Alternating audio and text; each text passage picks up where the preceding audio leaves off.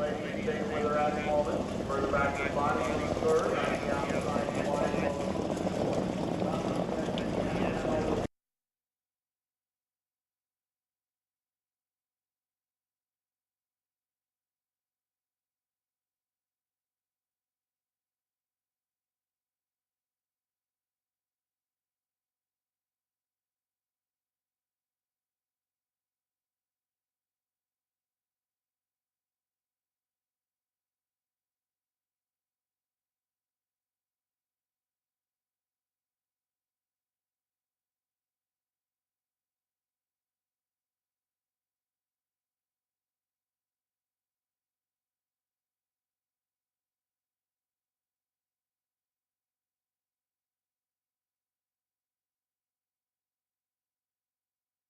Ladies, stay further out in the moment. Further back to the body, third.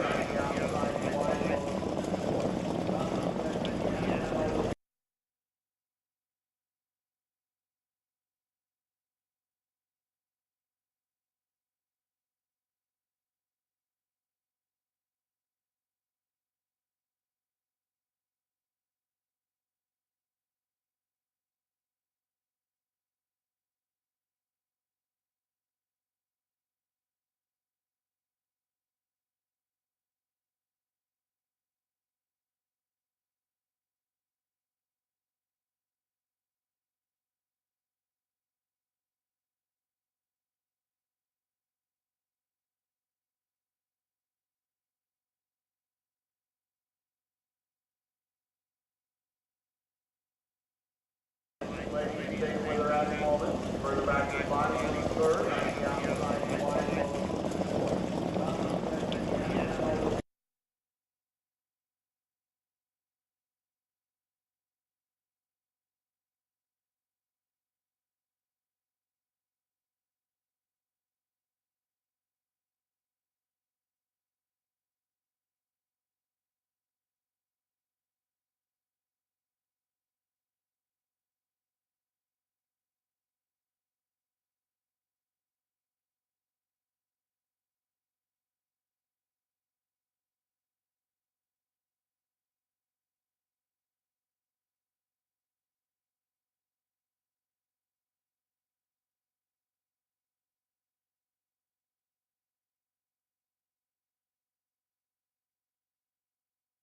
Ladies, stay further out in the moment. Further back to the body, third.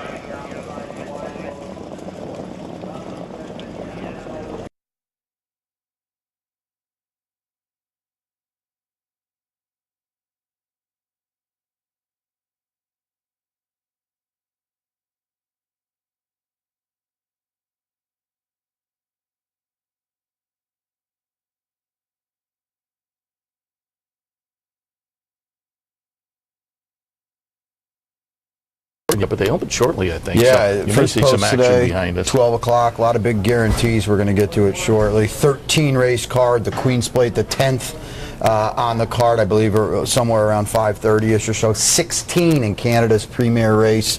A lot of different ways you can go. That kicks off a big pick four, 300 grand. And keep in mind the 20-cent increment. You can jump in up here in these picks. And A lot of bang for your buck. if you think you have something clever, even at the 20-cent increment, you can wind up with a nice ticket. Ready to jump in? Absolutely. Let's do it. All right, the opener at Woodbine on this Queen's Plate Saturday. It's an optional claimer with a C condition. They're scheduled to go a mile on the grass.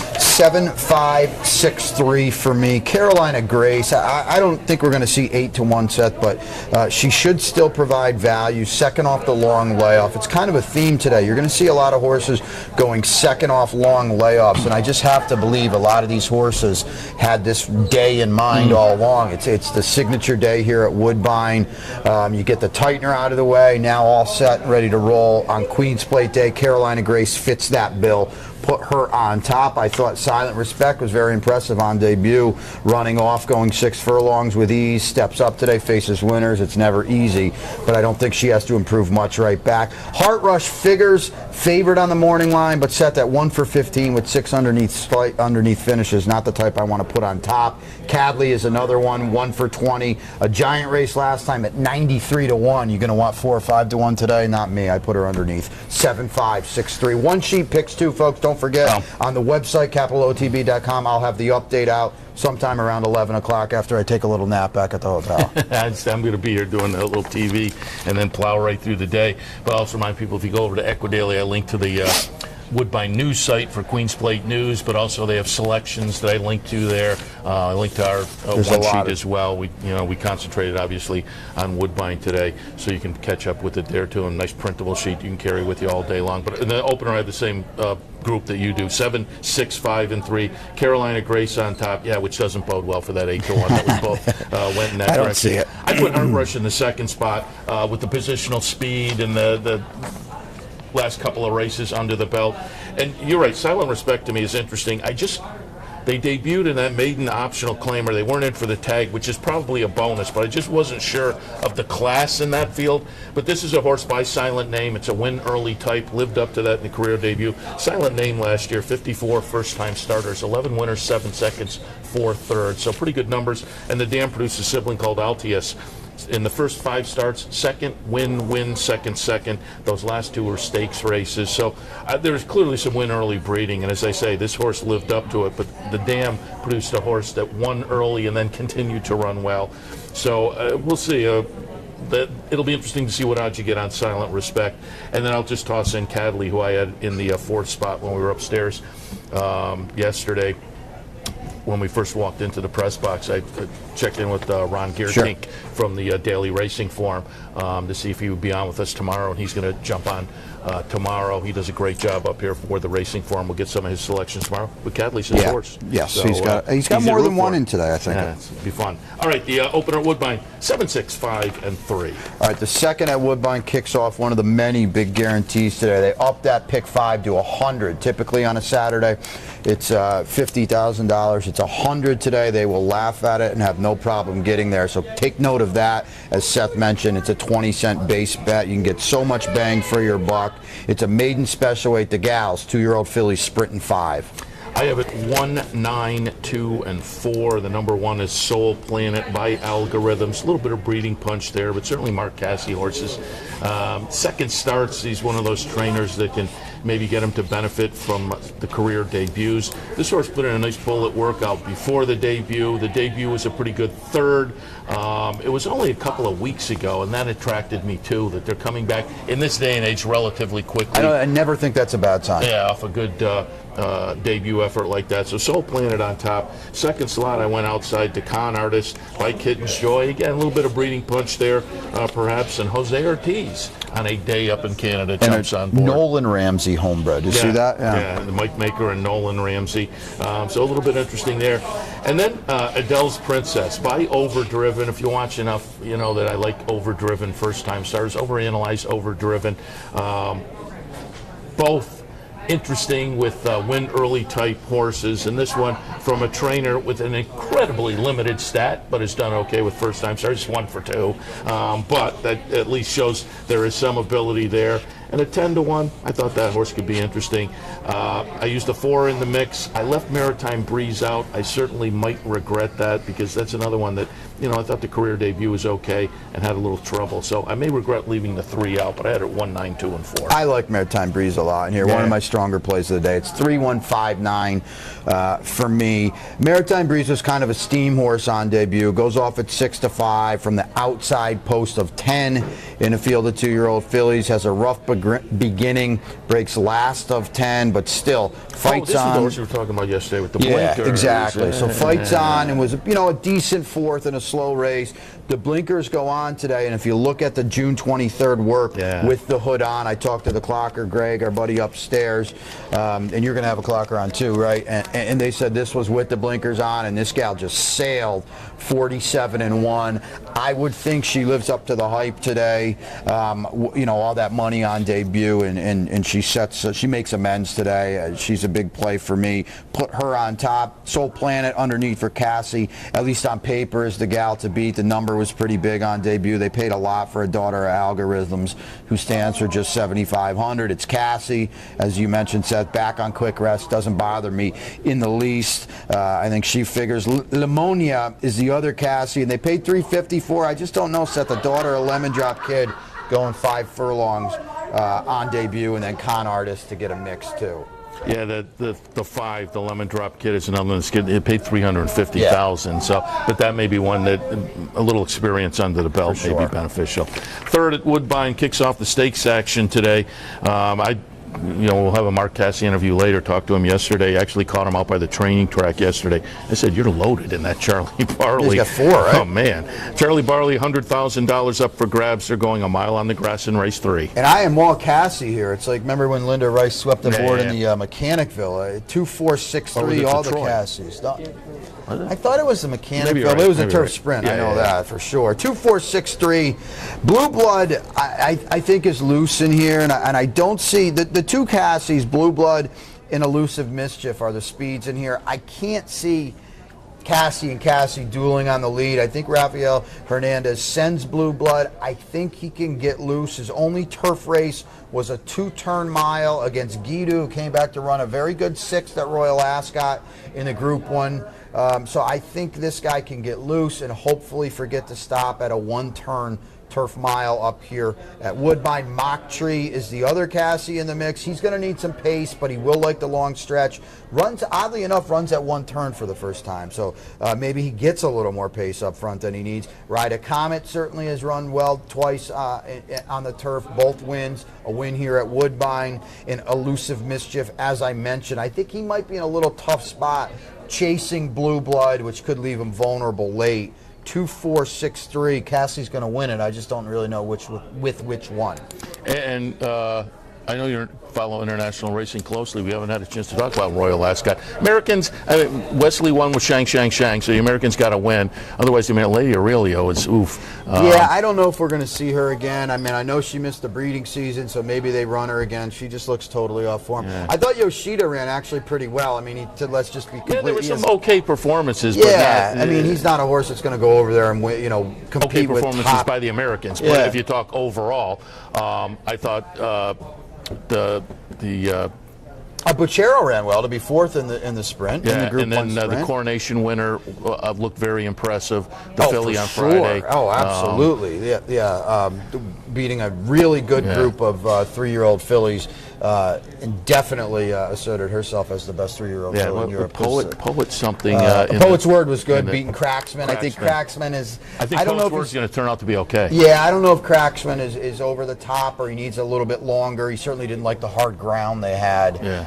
He'll point to the King George at Ascot coming up. But with the 2 races now for Cracksman, people are kind of like, but I think Poet's Word is going to, and when I say going to be okay, already okay, but I think with that race, he kind of maybe stamped himself as a real player in that kind of older division over there this year. All right, Charlie Barley for me, 4, 3, 2, and 6. I put Mock Tree on top. I've liked the past couple of races. A nice win in the Wando, although DQ'd out of that, came under the finish line first in the Wando.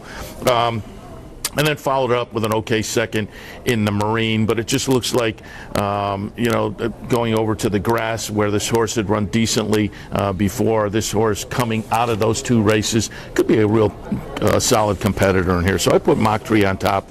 I went with Elusive Mischief in the 2nd spot. Came in after a series of races. Saratoga, Fairgrounds, Keeneland, Churchill to start the career, and then came up to Woodbine and won an optional claimer pretty nicely. So showed an affinity for the synthetic, but now gets onto the turf. But again, amongst those earlier races were some okay turf starts, certainly, including a win at the Fairgrounds to break the maiden earlier this year. And then Blue Blood in the 3rd spot. Comes out of a string of stakes races most recently, a couple of synthetics and a turf race. I was just a little concerned that the turf race was maybe the one that you would kind of look at askance, but it was the best buyer figure. And I am a buyer guy, so I had mixed emotions there about Blue Blood. But in the Charlie Barley race 3, 4, 3, 2, and 6. I think Brad Paisley is playing over to our right still today, actually. The 4th starts one of the big guaranteed pick 4s, $200,000. Again, they amp that up. That's typically $100,000, so they pump that up. Take note of that. It's a 2L claimer for $20,000, going 6.5 on the main track. The crowd moved over to see us. the Pays crowd. Fourth at Woodbine, have it 11, 6, 7, and 9. Number 11, Court Battle, goes out for Norm McKnight. Claimed a couple of starts back, claimed for 16. They moved into a maiden 30 and had a nice front end score. You know, if the horse can hold that form, and I think going from the maiden 30 to the 19 to 20 N2L, I don't think that's a big step. So I think Court Battle looks pretty good. Another one where, you know, and I should also mention the nice bullet workout since that last one. I mean, First time really on the good. Tapeta, Yes. for McKnight too. Yeah, yes, so look out. but another one where I don't know, we'll get that 6 to 1 given the connections and the bullet workout and whatnot. Drive On in the second spot, Eureka de Silva. On the class relief, the win 2 back at maiden 32, and then they got a little bit ambitious, but I think probably back in the comfort zone today. So Drive On in the second spot, and then Tanglefoot. Again, 15 to 1 on a horse that numbers wise kind of fits in here. Maybe has to step it up a little bit, but off a 2-year-old to a 3-year-old to a 4-year-old layoff, but this was a lightly raced 3-year-old, only a couple of starts under the belt, and I've said it before, you get that 2-year-old to 3-year-old layoff, or if they're lightly raced 3-year-olds and make that same layoff and come back as 4-year-olds, you can see improvement a lot of time in those kind of situations. So Tanglefoot may be a little bit interesting at a price. In the fourth, 11, 6, 7, and 9. Yeah, I think he's very playable. 6'5", 11, 1-7. There's a lot going on here, but Drive On, Eradicator, and Tanglefoot all drop out of the optional allowance races. Now they're in for 22 Ls. Drive On really got thrown to the wolves last time. First start against Winners, and they run him for 40 in the optional claimer. He doesn't run an inch, but now he's back with friends today. The maiden claiming win 2 back was really strong. I think it sets him up here. He's drawn outside the horse to beat Eradicator. I think that bodes well too. Eradicator's a definite A in the mix here. Another dropper, and was a really good second 2 back at the level. So he certainly figures. Seth hit on Court Battle. I think he's a definite A in here. As he mentioned, he ran off last time on the turf, but now he go first time to PETA for Norm McKnight. He won the stakes yesterday. He's hitting at 40% on the meet. Just phenomenal work he's doing. Splash With Me is a type of horse I think you have to play against. 1 for 20. He's down inside. I just think at a shorter price, an underlaid price, he's really tough to trust. Seth mentioned Tanglefoot. I think he's very interesting and very usable at around 10 to 1.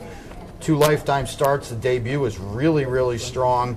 Comes back today. Again, I think horses are here for a reason today. Yes, he hasn't run since August, but he's in for 20 as opposed to the optional claimer last time. Don't sleep on him at a price, but I do like Drive On in here. 6'5", 11, 1-7. And on Tanglefoot, I'll ask you when we have him on, but our buddy Klaus Ebner, he's right off the set now. We'll have him on live later. He likes this Japanese apprentice who came in yesterday at a price. Sure. He had another price to his resume yesterday.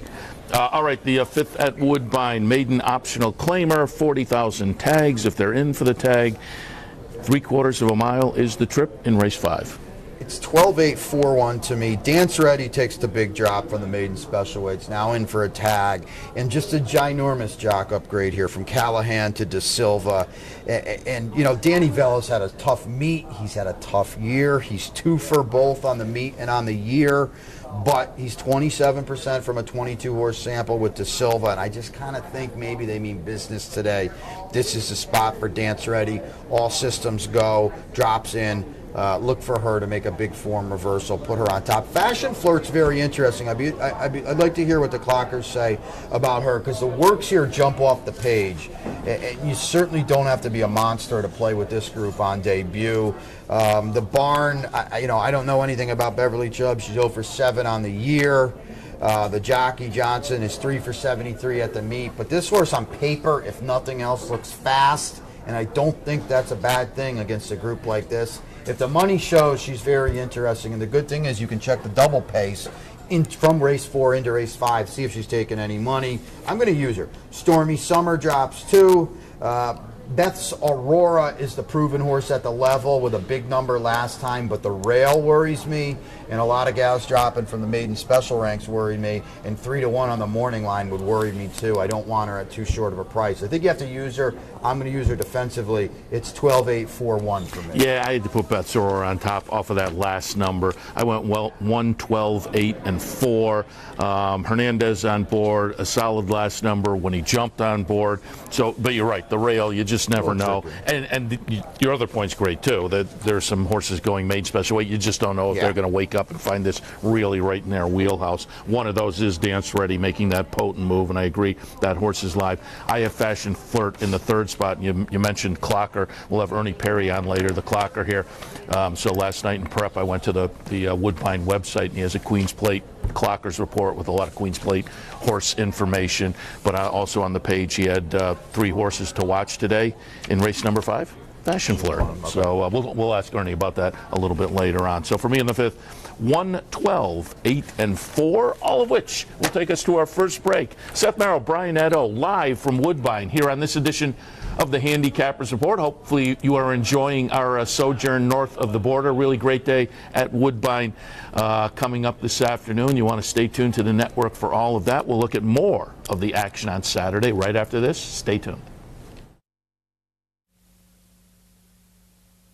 Dirty windows? Don't do it yourself. Call Clean Image, your window cleaning professionals, and enhance the look of your business or home without the worry. Clean Image pledges nothing less than 100% customer satisfaction. It's guaranteed. Homes, offices, bed and breakfast, vacation homes, and more. Clean Image has cleaned them all. Carpet and floor cleaning, pressure washing, and janitorial services are also available. Call today, 446-1397. That's 446-1397. Online at clean-image.net. You know and make better decisions, better choices, to know how to connect the dots.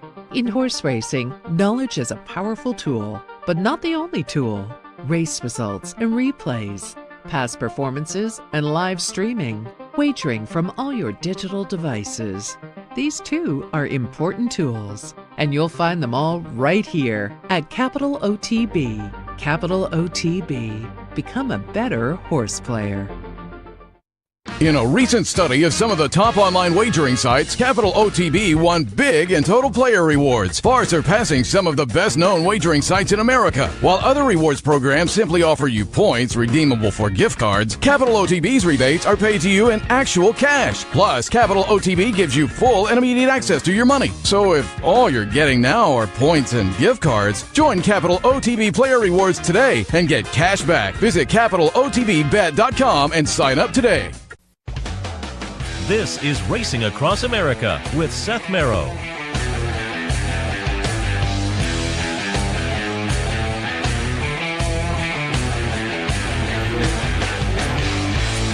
Welcome back. Queen's Plate here Saturday. Woodbine, Seth and Brian with you on a tremendous 13-race card. Of course, highlighted by race 10, the Queen's Plate 16 in the gate. We're going to get to it shortly, but we get back to the stakes action. Race 6, it's the Grade 2 King Edward, 3-year-olds and up, going a mile on the turf, kicks off another big $100,000 pick 5 that ends with the Queen's Plate, which we, like I said, we will get to, and it's not easy, so this could be a big one here. And I keep looking off to my left because I don't know what they call it, the color guard, the whole horse formation, I'm sure will come out this afternoon. They're doing their practice this morning out on the track. And again, a beautiful Saturday. Going to be a great day today. In the King Edward, I have it 8, 7, 6, and 3. I put Delta Prince on top. Jimmy Jerkins brings up, well, actually, what's he got, 2 or 3 up here? Yeah, 2 up here. Yeah, so Delta Prince, though, for Stronach Stable. Nice little bullet. Most recently down at Belmont. Hasn't been seen since last year, but this is a horse clearly that has shown a lot of talent. It's kind of an abbreviated career for a 5-year-old. Only 7 career starts, but that they choose to come up here and take this spot as the season opener. You know, Jimmy doesn't have the last name Jerkins without coming away with something from spending time with the venerable Alan Jerkins, his dad. So I think this will be a spot that'll be perfectly suited for Delta Prince. And again, I think there's some talent there that is worth putting this one on top. Caribou Club comes in for Tommy Proctor. We talked with the folks at Glen Hill last week. Craig Bernick board director for the Thoroughbred Idea Foundation. That's why we had him on last week. But we talked a little bit about Caribou Club coming out of the nice win in the Connaught Cup, and he said, "Yeah, we're going next week in the stakes race up at Woodbine." And I said, "We'll be up there. We'll get a little up close and personal look at Caribou Club." But certainly the 101 buyer in that Connaught Cup. And the race just before at Laurel indicates this horse in very good form now as a 4-year-old in 2 starts so far this season. And with that race under the belt up here, I think is very, very competitive. Conquest Panthera in the 3rd spot. Mark Casse trainee that was 3rd in the Connaught behind Caribou Club and Tower of Texas. I put Tower of Texas in the 4th spot. This is an interesting horse that ran a close-up 3rd in this race last year, and wouldn't surprise me to better the rating I've given Tower of Texas. But I just tilted a little more in favor of the 3 I put on top. I have it 8, 7, 6, and 3 in the King Edward. Yeah, to me, it's just 8 over the 7-4. Delta Prince, one of my best bets of the day. I just have to think he's here for the boss, and he's loaded. The Works Whisper ready. He was on his way to being a really serious horse last year. Hasn't been seen since running 3rd in the Baruca to close out Saratoga. This is a half-brother to Royal Delta, champion and soon-to-be Hall of Famer. I think he's in a great spot here. His best race just simply wins this over this kind of field, and I think maybe he gets started on what could be a really big campaign this year. Put him on top, as Seth mentioned. Caribou Club's really interesting. He looked so good last time winning the Connaught Cup.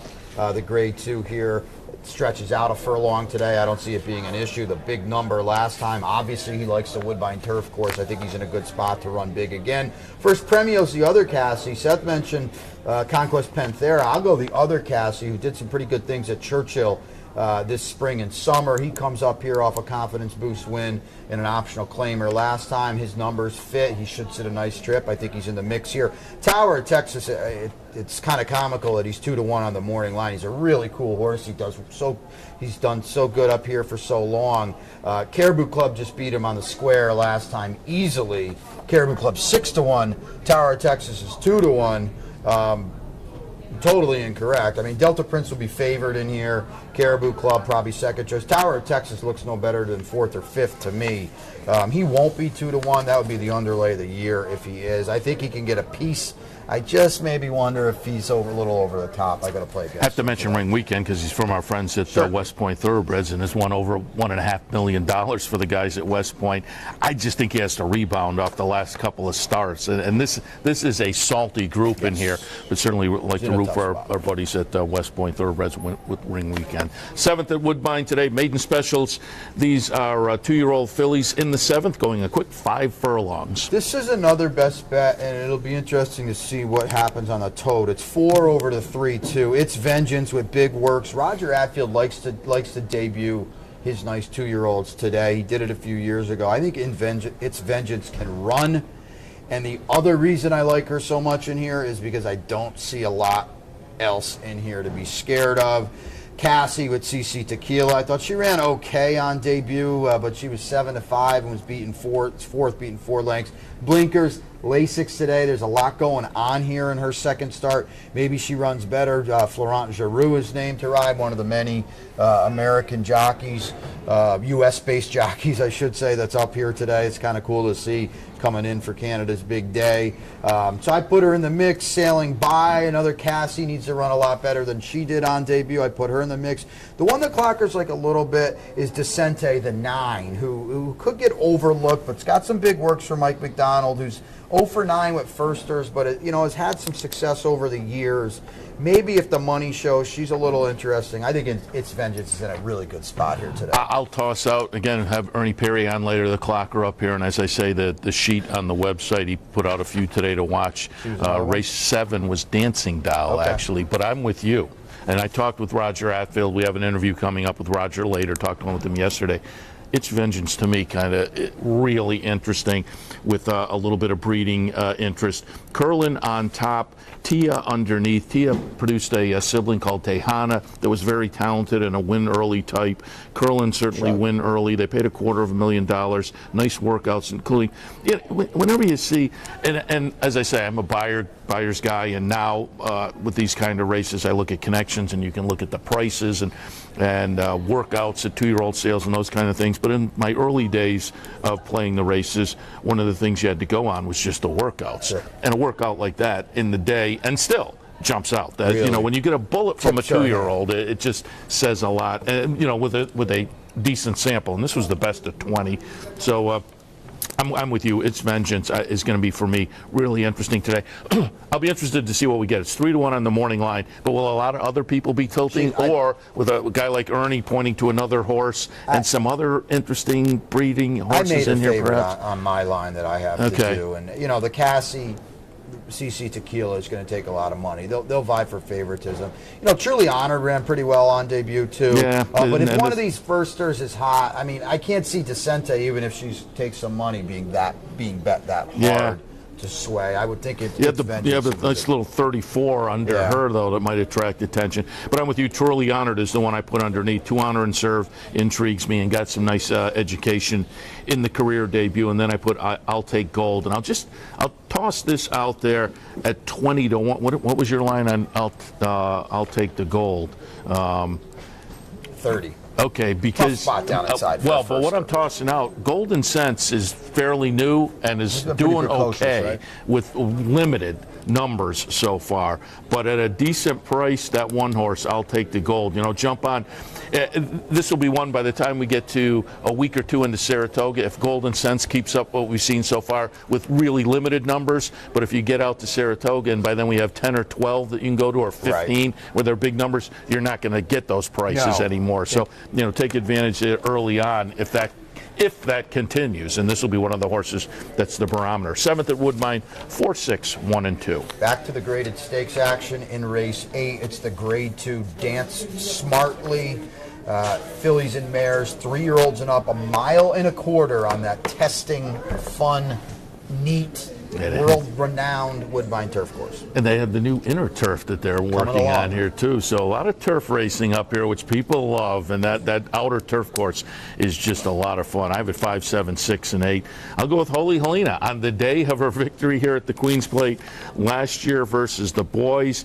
Jimmy Jerkins earlier this year moved her over and tried the turf experiment. It went very well for the first 3 on the turf. Then last time an okay 5th in the stake down at Belmont. But again, I think the turf races just before that were pretty good, and I think stack up nicely with this particular group. So again, Jimmy Jerkins coming up, Contreras on board.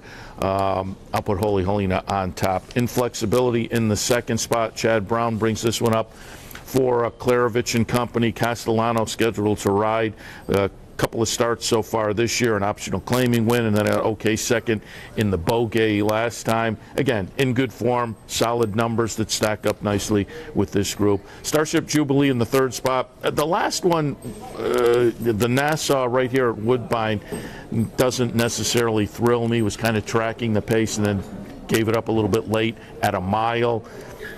But the races before that, as you go down earlier this year and the end of last year, I think fit with this group. Off the last, I wasn't sure which way to go, particularly given the distance. But if you look underneath, there are some distance races right here at Woodbine that are pretty good. So maybe the last one off the layoff from February to May was more of a let's get some fitness in for this 1.25 miles, Dance Smartly this afternoon. We'll find out. But I do think Starship Jubilee will be a player, even though, as I say, I was kind of scratching my head over that last race. In the Dance Smartly, 5, 7, 6, and 8. Yeah, she dead heated it for the win in this last year. This is a tougher group today. 1, 8, 5, 7. I like Dream Dancing in here. She takes just a huge class drop out of her last 2. I mean, a raving beauty for Chad. Proctor's Ledge for Tom Proctor. Lull for Claiborne and Clement. Proctor's Ledge on leave for Shuck. She's been facing gals that would be 4 to 5 in here, kind of a thing. And I think Dream Dancing from the Hedge. Yes, she's not a big fan of winning horse races. I get that. Should get fair value here. Can save all the ground. I think she's going to like this long stretch as well. I got to put her on top in a race. I just don't trust a lot of the favorites in here. Santa Monica for Chad. I think the cutback might do her a little good. Maybe she gets a little more pace. She's been pace dependent in her starts. She aired at Keeneland, stepped up in the Sheepshead Bay, was a close third behind Holy Helena. I think maybe the slight cutback will help her a little bit. I've got Holy Helena down in the mix. She's, excuse me, in her turf-graded stakes win, she has beat absolutely nothing. So I actually think, Seth, in her 5th last time, she ran the best race she's ever run on turf. I mean, 4-Star Crook is a nice New Four-Star York Crook bred. for Chad. Yeah. Sister Charlie was 3-5 in the race.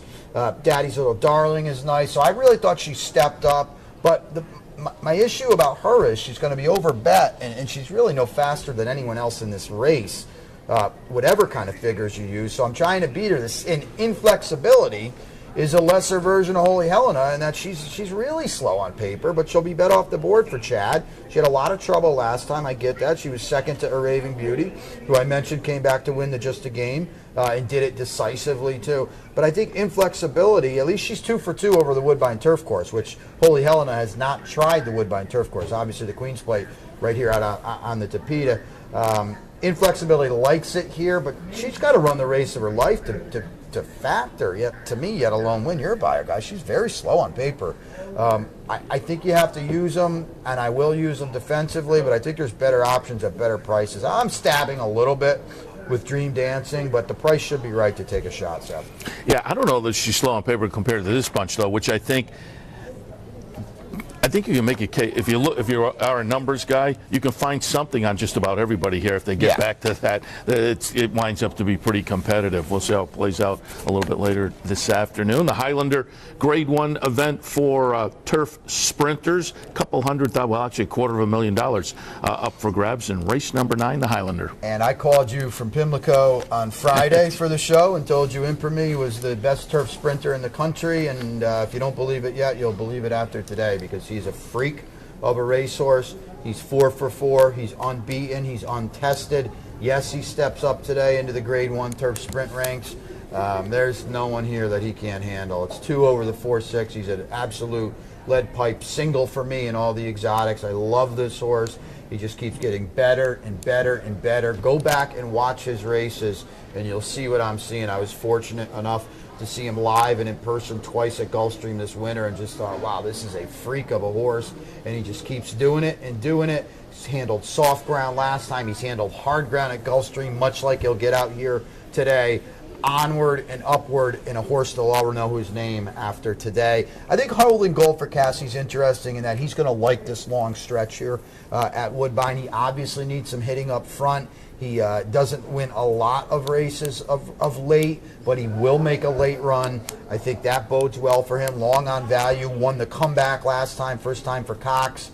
He's set up to run well here. Another horse, though, that's pace dependent. I don't see a lot of it in here. I put him underneath. Lady Alexander's a little bit of a wild card for Graham, because she's got that giant buyer last time when she came back off the long layoff. First time Graham beat the gals. This is a filly stepping up today. I wonder if she regresses a little bit. I wonder if the competition gets her a little bit. I put her underneath. I didn't use Belvoir Bay. Why is she 3-1 in a race with some males going down the hill at Santa Anita? I think she's in a tough spot. I know my buddy Ed DeRosa, our buddy, likes this horse today, and I really respect his opinion. I think she's in a tough spot going 6 furlongs on a much, much more demanding course than down the hill, or you blink and it's over. I love Impremy here, and I think it's just 5 for 5 after today. I have a 2, 4, 6, and 5, so I'm kind of in the same boat, same couple on top. I'm not sure.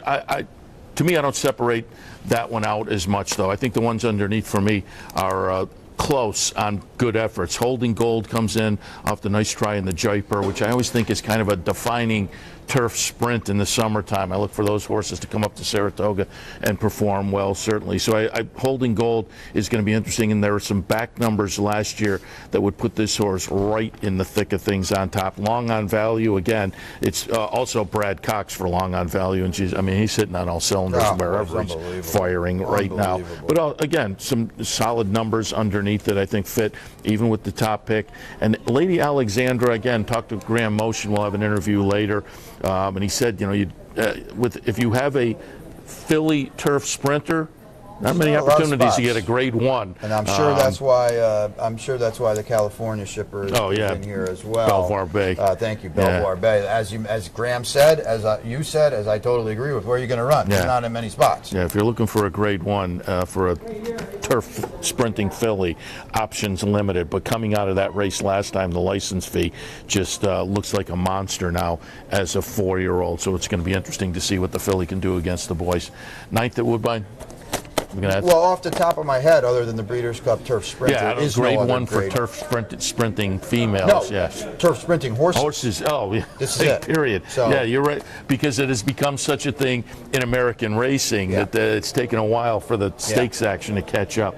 9th at the Woodbine for me, 2, 4, 6, and 5. Don't forget also, as Brian said at the top of the show, if you can go to the website capitalotb.com, click on the handicapper support link, and find our selections there as well. Nice printable sheet. All right, we'll take another break. When we come back, we'll jump back in to the remainder of the action on Saturday afternoon, including up next, race 10, the Queen's Plate. Stay tuned.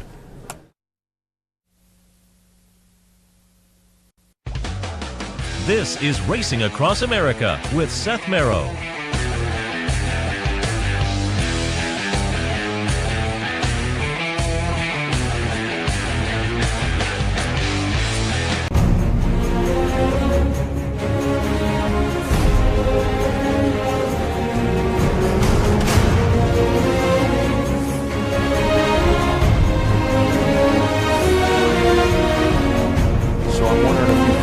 Sunday, some of the Saturday races.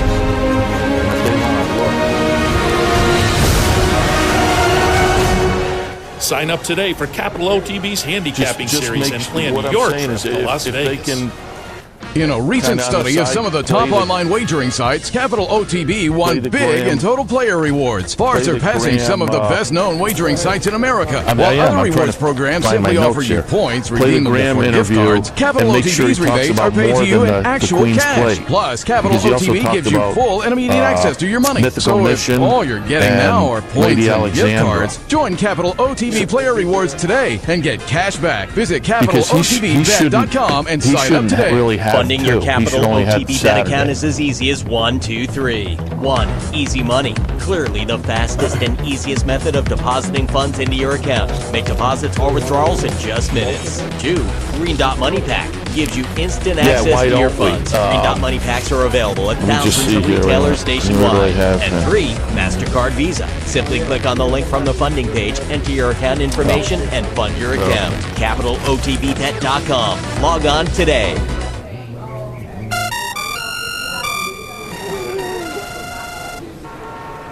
Come on.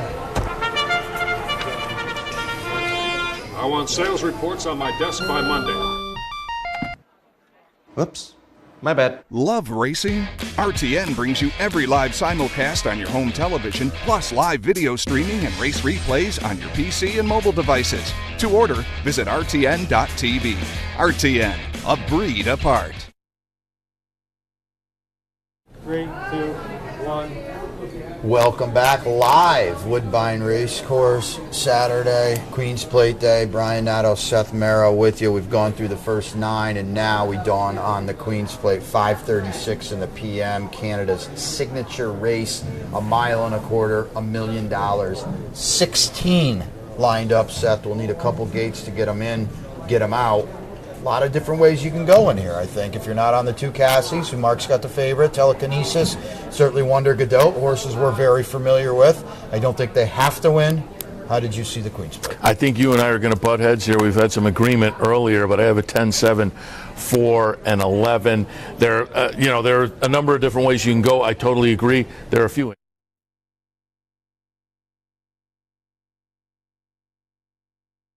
Going several different ways, yes. There are several that cannot win here, too. But I put Telekinesis on top, and as I say, I think we're going to butt heads here.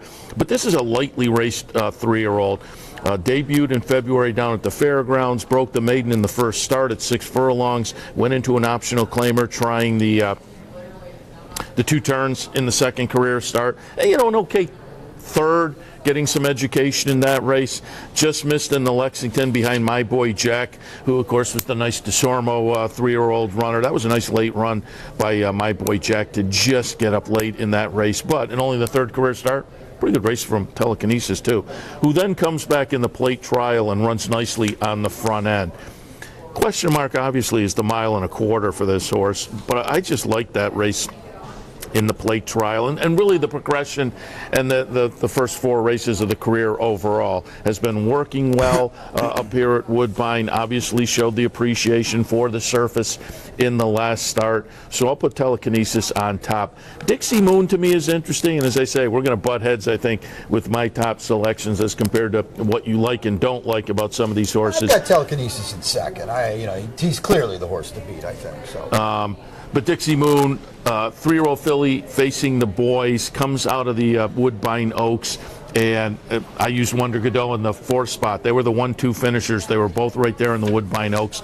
And again, these are 2 3-year-old fillies facing the boys, so we'll see what happens. But don't forget, Philly won last year with Holy Helena. Phillies have won 4 of the last 7, 3 of the last 5. So don't think this is this isn't the Kentucky colors. This isn't the Kentucky Derby. This is a different scenario up here. Dixie Moon, though, goes out for Catherine Day Phillips. Again, we'll talk to her a little bit later on Racing Across America. Did an interview yesterday, get some of her thoughts. But 3 wins in a second and 4 starts up here at Woodbine, working well. I just think she is in a good spot after that nice Woodbine Oaks win. But again, a question mark, as with you get to Kentucky Derby time, this time of year for 3-year-olds, 1.25 miles is certainly a question mark. 3rd spot, I used Strike Me Down, who goes out for Graham Motion. Jose Ortiz on board. I thought the race at Monmouth last time was okay and sets this horse up, but I looked at the Maiden Breaker 2 starts back on the synthetic here at Woodbine, showed an appreciation for that. This is the 3rd start of the season. Interesting. Jose Ortiz on board again, as I say, and lightly raced. We'll take a shot there at 10-1 to maybe be a price. Wonder Godot in the 4th spot for me, but I certainly could see this horse running well also off of that nice close 2nd place finish to Dixie Moon. So again, there are horses who, Nepo I think is interesting. Rose's Vision is interesting. A couple of horses on the outside. Say the Word, the other Graham horse.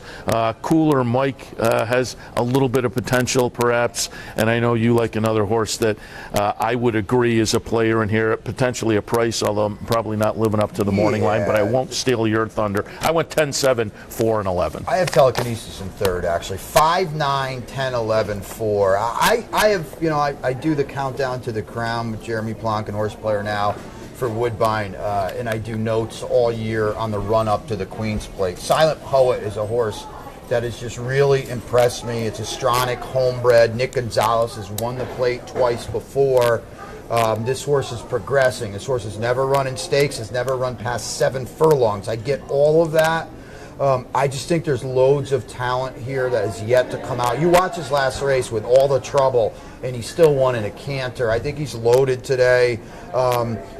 Don't think you look at this morning line of 30 and say, "Oh my goodness, he's stabbing." This horse is like 12-1 today, maybe 15. I will go back. I pulled up the replay a couple of nights ago because I was hoping to maybe talk to Nick Gonzalez. We didn't get a chance to do that on the backstretch, but you looked at the chart comment, blocked, stretch, you thought, oh man, and then he comes in between 2 horses and gets the accordion squeeze there. So that is much better than it looks on paper. Yeah, and this horse could be 8-1 today. I mean, I think fair odds on him are in the 12 to 15 range. He will be nowhere near 30.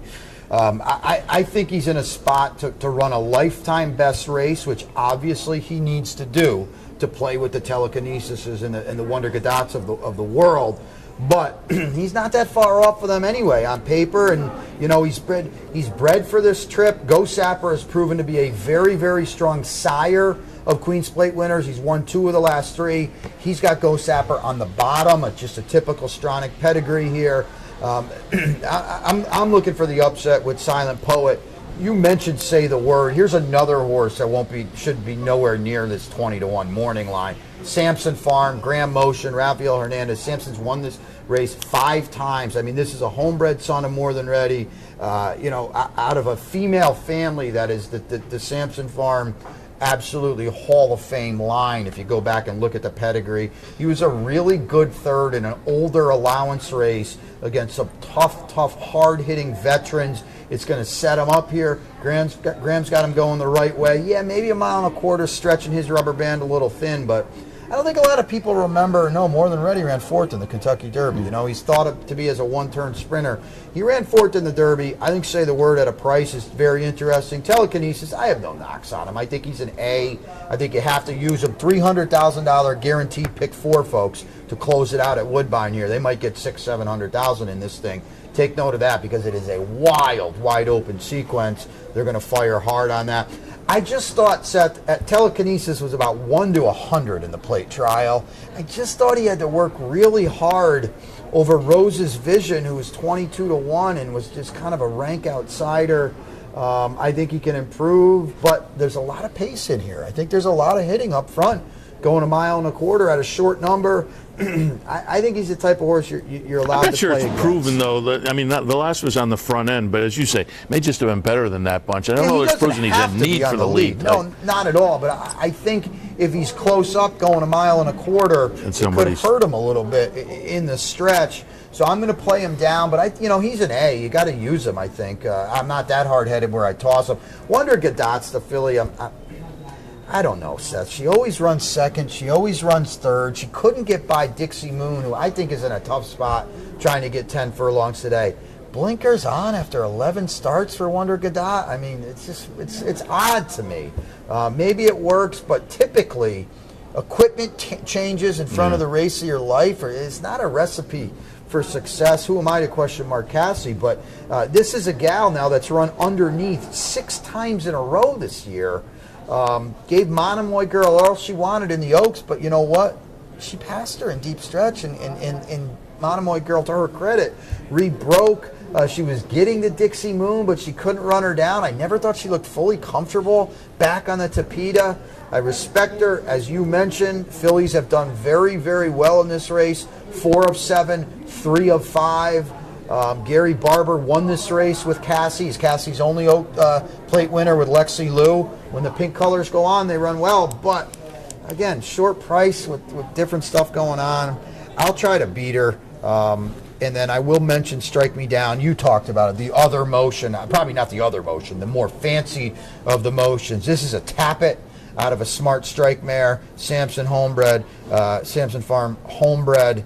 Looked pretty good on the turf at Monmouth. This is another horse I think can factor in here at a price. You mentioned Jose Ortiz. There's a lot of stuff going on. I didn't even mention John Velasquez on board Wonder Gadot. Yeah, Wonder Gadot, John Velasquez. Javi's outside with Rose's Vision. I didn't mention Cooler Mike, who's looked really good under the radar, running very fast up here in his last 2. There's a lot of different alternative route for Al Stahl, who never ships without a horse. And only time this horse got on synthetic, he won the rush away over the Polytrack at Turfway. And Neepo, you say if there's some speed, Neepo may be a horse that's moving late. You know, the barn likes him, I think. He's a reputation horse. At the end of the day, he's won 1 race, but he is a horse that should like every bit of a mile and a quarter, and I'm not sure how many people in here will, and that's very noteworthy, I think. All right. Fun Queensway. Race number 11 on this 13 race card. Optional claimer with the C condition, 1 mile on the grass in the 11th. Again, I was talking about that big pick 4. This is a doozy. 26839, looking at Bravo. Blinkers go on. Second start of the year. Second off the long layoff. Down inside, going a mile on the turf. There should be enough speed to set up his run. Fritzy's boy, 1 for 15. You know, I don't love these kind, but there's no doubt he hits hard. Another second off the layoff. A very fast second last time. The price would be Miracle Silver. Got to the turf, almost wired last time. Maybe moves forward. Canmore in the mix. La Pachaca in the mix too, Seth. sledding in the 11th. Yeah, I have similar numbers in my mix, 6, 9, 2, and 3. I put Fritzy's Boy on top off of the seasonal debut, which is pretty good. And if you build off of that, Logical in here. In the second slot, I went out to the 9, Lapachka. Again, a couple of starts so far this season, a couple of nice improving numbers. And then looking at Bravo in the third spot. The race 2-back, the end of last season was pretty good. Seasonal debut wasn't so much. It's that time of year where you don't quite know what to do, but you made the good point that the horses that maybe have the one start so far may have been looking at this afternoon to get the owners out here on a big day, and if that's the case, looking at Bravo, kind of logical. In the 11th, I have it 6, 9, 2, and 3. All right, the 12th, penultimate race, the last daily double of the day. It's an allowance. It's a 1X. The gals, fillies and mares, 3 and up, sprinting on the main track. 8, 10, 11, and 9. Number 8, Fire Angel Michaela goes out for Norm McKnight. The career debut was pretty good win with a solid number. Then maybe got, I was going to say a little bit ambitious. Maybe they just kind of thought, let's see what we have, and they moved over the turf and then also moved to a mile. Shows a little bit of early punch, but faded badly late. So that turf mile experiment was a failure. Dropped back to the main track in a sprint. I think we'll get back closer to what we saw in the career debut. So 8 over the number 10. 10 is Big Mistake. A couple of starts so far this season, couple of wins, so obviously in very good form. Moves up class-wise, maybe a little smidge, but I think it's going to fit nicely with this particular group. And then Glamination in the third spot. Nice string of stakes races in the last few starts, so class-wise I think is going to be a very cozy fit with this group. In the 12th, 8, 10, 11, and 9. No love for Swack. 9, 10, 11, 7, 8 for me. Swack. Vixen Maiden over the Tapeta at Golden Gate last out for Dick Mandela. Comes in for another Hall of Famer, Roger Atfield, today. LNJ Foxwoods does nothing but buy good top-class horses. The win last time, again, first start on a synthetic surface, I thought was pretty sharp. Now comes over was here. Swack entered, like maybe that JR Stakes? Swack was entered someplace off of that Golden Gate. And scratched? Yeah. Didn't see that, but it would kind of make sense because now she's across the country with Atfield. Maybe something didn't go right. The work certainly looked good here. You will not see 10-1 on Roger Atfield. I would be stunned if you do. She looks live to me. I'll put her on top. Big Mistake seems a horse to be 2 in a row, progressing, good figures, would be no surprise at all. Seth mentioned Glamination, won't hurt getting out of the Celine and going down to one turn. The 7, Red Explosion, is in the mix. Fire Angel Michaela, I'm not sure if my chicklet says it, I've got her in 5th. Back to back with friends, sprinting on the Tapeta for Norm McKnight. The debut was awesome. She is definitely in the mix. I'm taking a little shot with Swack, but I don't think she's out of her element here at all. Race number 13 this afternoon. We wrap things up at about 7:23. Maiden claimers, 23.5 to 25,000, 6.5 on the grass. Are you still with us? 1 over the 10-3. If you're looking for an anchor, Hey Howie has to win, right? I mean, did you put this horse on top? You didn't. Wow. I would think if the buyers and everything. I took a swing on top. You took a swing. Yeah. Okay. I just think this horse absolutely lays over this field, all things being equal on form. All right, hasn't started since March, but Nick Gonzalez didn't bring a lot down the Gulfstream, but I thought the horses he did bring all ran well. This horse, if he runs any of his last 3 at Gulfstream, wins this race. 1 over the 10-3. Candy Crete, interesting firster. Calcalutin Cat, not impossible, back on the turf, long layoff those sets. It's Hey Howie to me. I have a 10, 9, 1, and 8. It's Calculating Cat. Calculating. Yeah. I think I said it. I had to do the podcast with Brian Spencer for Horse Player Now. I sure as heck didn't say calculating. But you're 100% right. For me to get it right is the... It's not Calcalutin? No, I do the same thing. Sometimes you look at these and it's like... It's the 13th race set. Come on, no, get off my like back. I say, for me to get it right is because I'm constantly... there was the one I did with Andy Serling a couple of years ago where I can't come up with it now, but I had it totally wrong. And he looked at me and he said, "Isn't it?" And he had the right pronunciation. I went, yes, it is. I find it hard to believe all he said was, "Isn't it this?" when he comes in and sits with me on the backstretch, he's nice. But yeah, but I didn't use that one in my mix. I went 10-9, 1 and 8. Candy Crete on top. There's where I took the swing. I like twirling Candy with first-time big starters. Numbers here. Big Tomlinson. I thought the workouts were pretty good. Kevin Attard, the trainer, can have firsters ready, so I went in that direction. I put Classic Daniel in the second spot, and I don't disagree. You look at the numbers on Hey Howie, that's probably the horse to beat.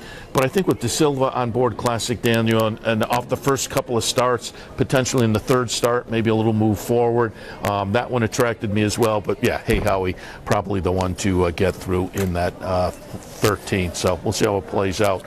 Again, at the 20-cent increment, you can toss a couple extra horses in there and keep the ticket a little bit reasonable. Yes, and there are can. plenty of opportunities with the picks and whatnot. You mentioned our buddy DeRosa, we were talking last night, and he made the great point. Verticals with the 16 horses in the Queen's Plate. He was saying the Super is a bet to take a look at, but there'll be a lot of opportunities on Queen's Plate Day, certainly with a nice stake schedule as well. We have a nice round of events down at the Teletheater today also, so keep that in mind. The Teletheater, the race book, stuck in 20 years ago. I've been saying Teletheater about 12 times this weekend. It's hard to break that habit, but 711 Central Avenue in Albany, swing by there, watch all the action.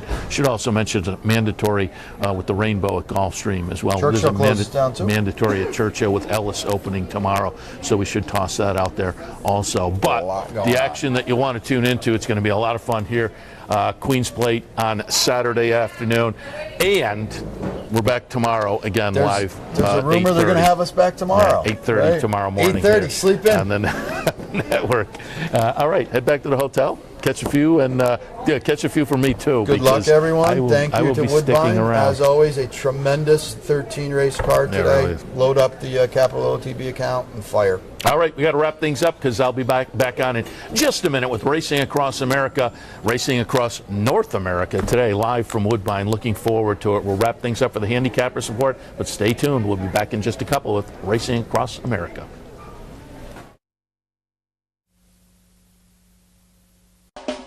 You're watching OTB TV, a service of Capital Off Track Betting.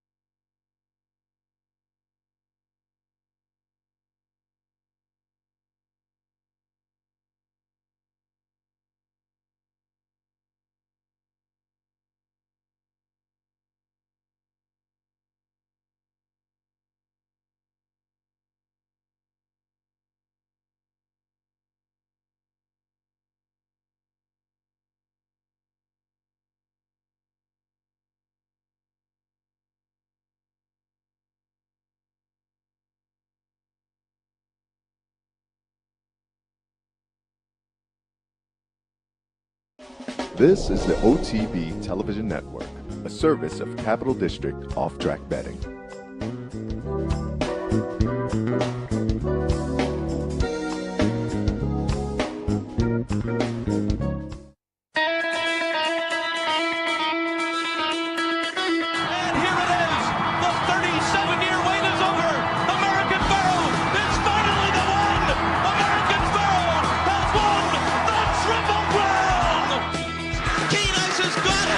Keen Ice has won the Travers of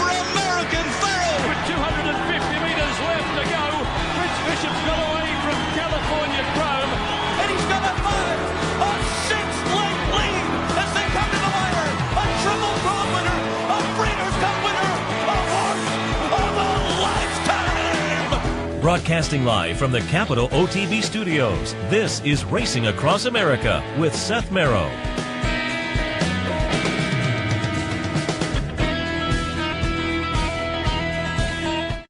Good morning and welcome to Racing Across North America on this Saturday morning. As we are north of the border, we are live from Woodbine, and again, we talked about it on the Handicappers Report, but appreciate all the hospitality from the folks at Woodbine. They treat us very well. We were out yesterday on the backstretch and around the track getting some interviews that we'll plug in this morning. Mark Casse, Catherine Day Phillips, Graham Motion, Chantal Sutherland, Norm McKnight, Roger Atfield, live, our friend Ernie Perry right over here, the clocker at Woodbine. He'll come on in a few minutes towards the end of the program.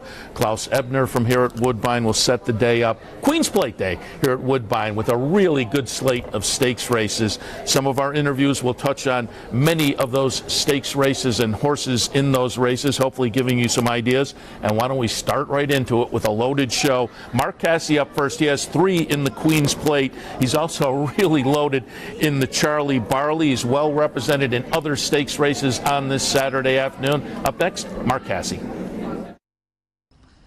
All right, let's talk some of the Queen's Plate runners on Saturday. Telekinesis, second at Keeneland in the Lexington behind My Boy Jake, and then won the plate trial, mile and an eighth in the first try on the synthetic. What are your thoughts on Telekinesis on Saturday in the Queen's Plate? Well, I mean, I thought his plate trial race was good. I'm hoping, and I think he'll build on that. So that puts him in the thick of it. We've always thought he was one of the better horses we've had, and so far he hasn't proven us wrong. Mile and a quarter distance? That's the question mark for everybody.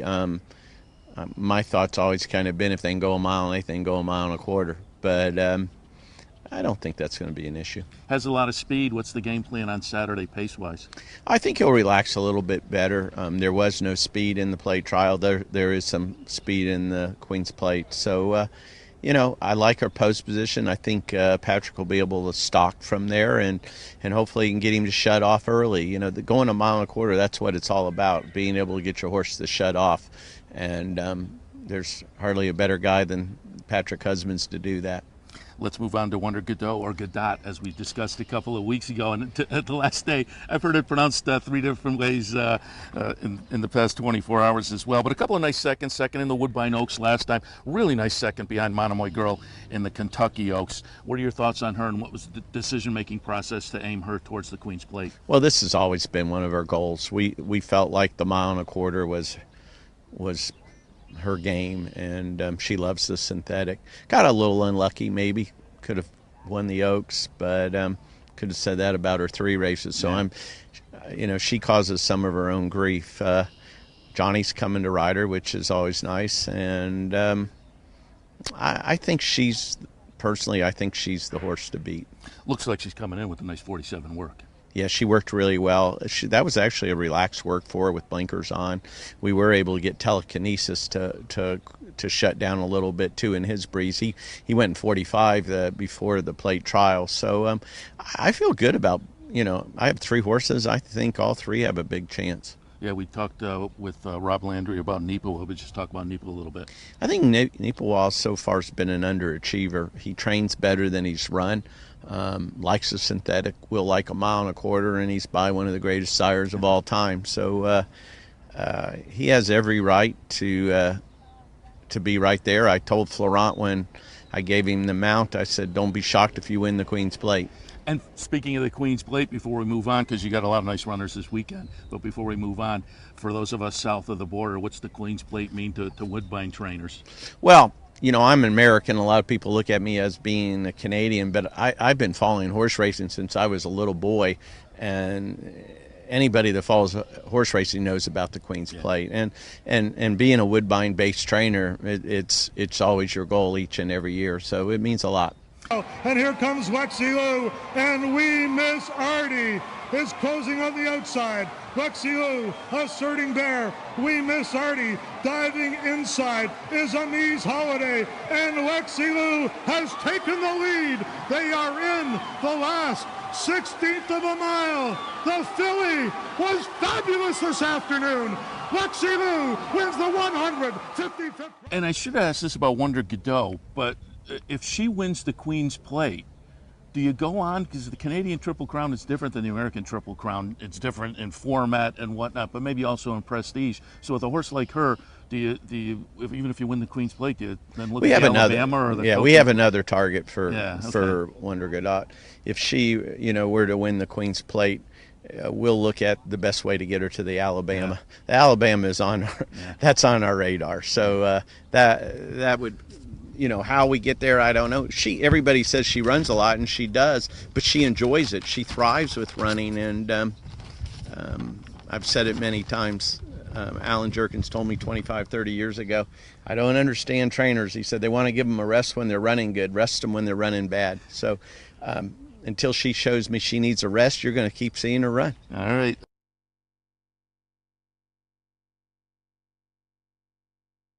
And 3, 2, 1. Welcome back to Woodbine. It is starting to get busy here, as you can see behind me. I think the doors have actually opened, and things will start to get even busier in the facility behind me. We're on the second floor of the grandstand looking out over the track. A beautiful day here in the Toronto area. Don't forget also, the doors at the Clubhouse Racebook, 711 Central Avenue, open at 11 today. First 50 people through the door get a bet voucher on a special Woodbine day. Also, you get a cap if you're one of the first 50 people through the door. So keep that in mind as well. Thanks to Mark Casse. Caught him over at the training track yesterday and talked a little bit about some of his horses in this afternoon. Also on the backstretch, talked to Catherine Day Phillips. She has the really talented Dixie Moon in the Queen's Plate. One of two fillies facing the boys. Up next, Catherine Day Phillips. All right, let's talk some Queen's Plate. Dixie Moon won the Woodbine Oaks. First of all, talk a little bit about her mother, Dixie Chicken. You trained that one. Also trained Guy Cavaliero, the sibling. But talk a little bit about the mother, Dixie Chicken. Any similarities between Dixie Moon? Dixie Chicken was the first horse we had for the Fitzhenrys, and she was nasty. She really was nasty from the get-go. She tried hard, and she was a really honest racehorse. But she was pretty nasty for anything else. She would kick and bite, and in fact, she kicked Dixie Moon herself. She has a big scar on her right side of her neck that is from Dixie Chicken. So she was tough. Guy Caballero, he had the nickname Chaos when he was a 2-year-old because he would throw himself basically down the shed row at anything and anything that he could get into. He was trouble. But Dixie Moon has been really classy from the get-go. She's strong, but she's strong personality, but she's been very classy to deal with. It is the battle we waited for. Dixie Moon and Wonder Godot, and Dixie Moon in front. Wonder Godot still unable to pick up the ground. Now comes Dixie Moon, Wonder Godot, neck and neck down to the wire. Dixie Moon on the inside, and a photo from Wonder Godot. Super talented also, 4 wins, couple seconds, and 8 starts. Again, won that Woodbine Oaks. What was the decision process to A, try the 1.25 mile, B, try the boys? Really the opportunity to run, for, the prestigious race like the Queen's Plate, also for $1 million. She handled the 1 1/8 in the Oaks very well and handled the synthetic, so it just made sense to try the Queen's Plate too. How's she coming into it? What are the expectations? She's good. I really like my horse. That's the standard answer. No, she's doing well. She's doing well. Dixie Moon, in what is her 8th lifetime start, is now a 4-time winner and the Woodbine Oaks winner. Sean and Dorothy Fitzhenry winning owners. Catherine Day Phillips winning trainer. The 3-year-old at Chestnut filly by Curlin from Dixie Chicken. Bred by Sean and Dorothy Fitzhenry. Ridden to victory by Eurico Rosa da Silva. And just before we move on, getting back to the Queen's Plate, as a Canadian-based trainer, what's a Queen's Plate entrant, but much more, what's a Queen's Plate potential win mean? The Queen's Plate is huge. I mean, a chance to be part of history is great, and I hope that we can one day, if it's not this year, it's next year or soon thereafter. We'll get there. And I should also mention, obviously, you don't want to look far down the road. You've got the race this weekend, but Dixie Moon, any potential that may be a Saratoga trip, maybe a Alabama Coaching Club American Oaks sitting out there? We'll take it one race at a time, but the Fitzhenrys love Saratoga, so hopefully we'll get a chance to see you there. All right, good luck this weekend. Thank you very much. Thanks.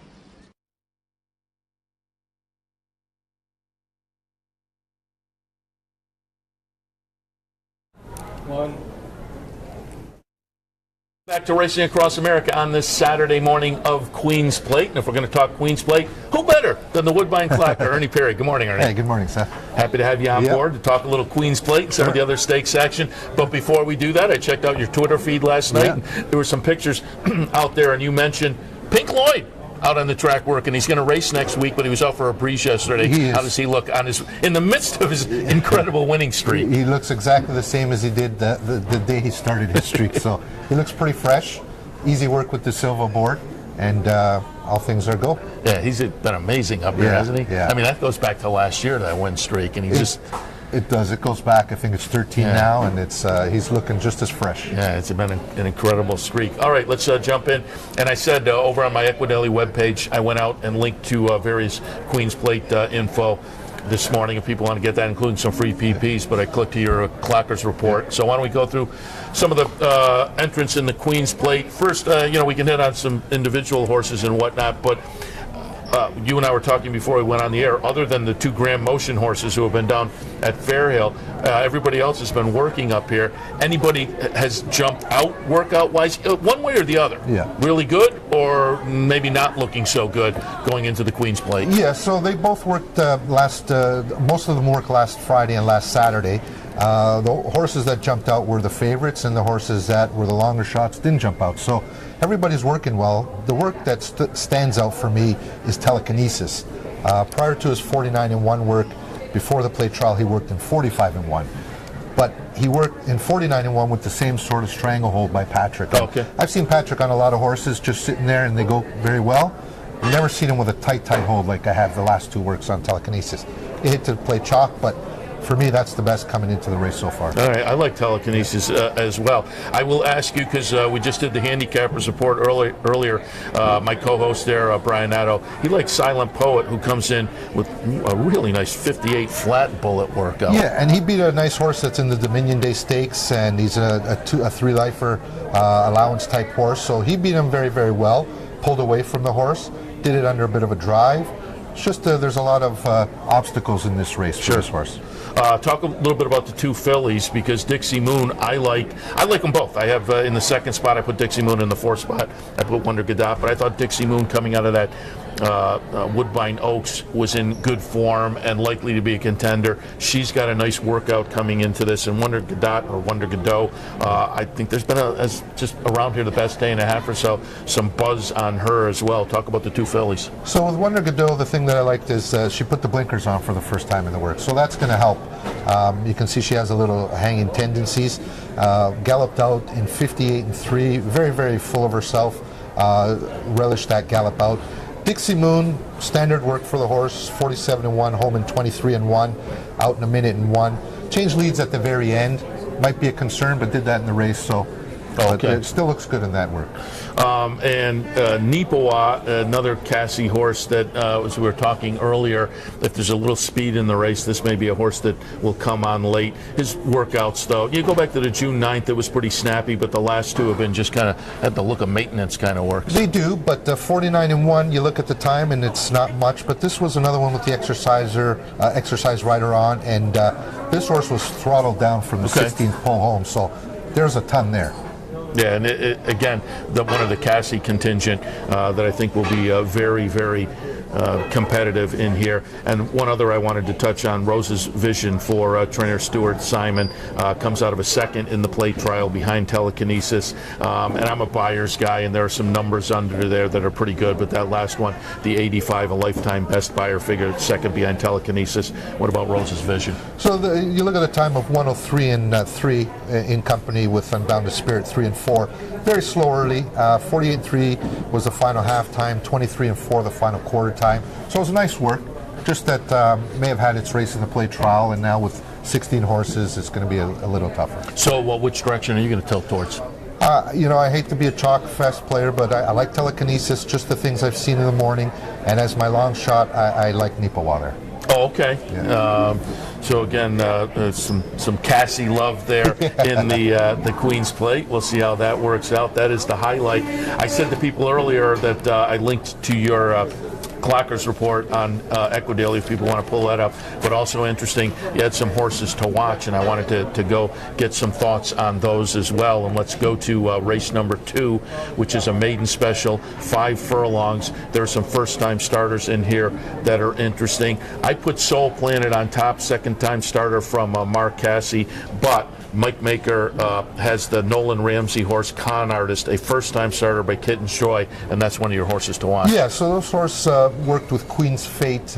Queen's Fate was involved in the Woodbine Oaks, so it's a 3-year-old old horse. Really worked well with that one and put that one away to work. So for a 2-year-old to do that, there's some talent there.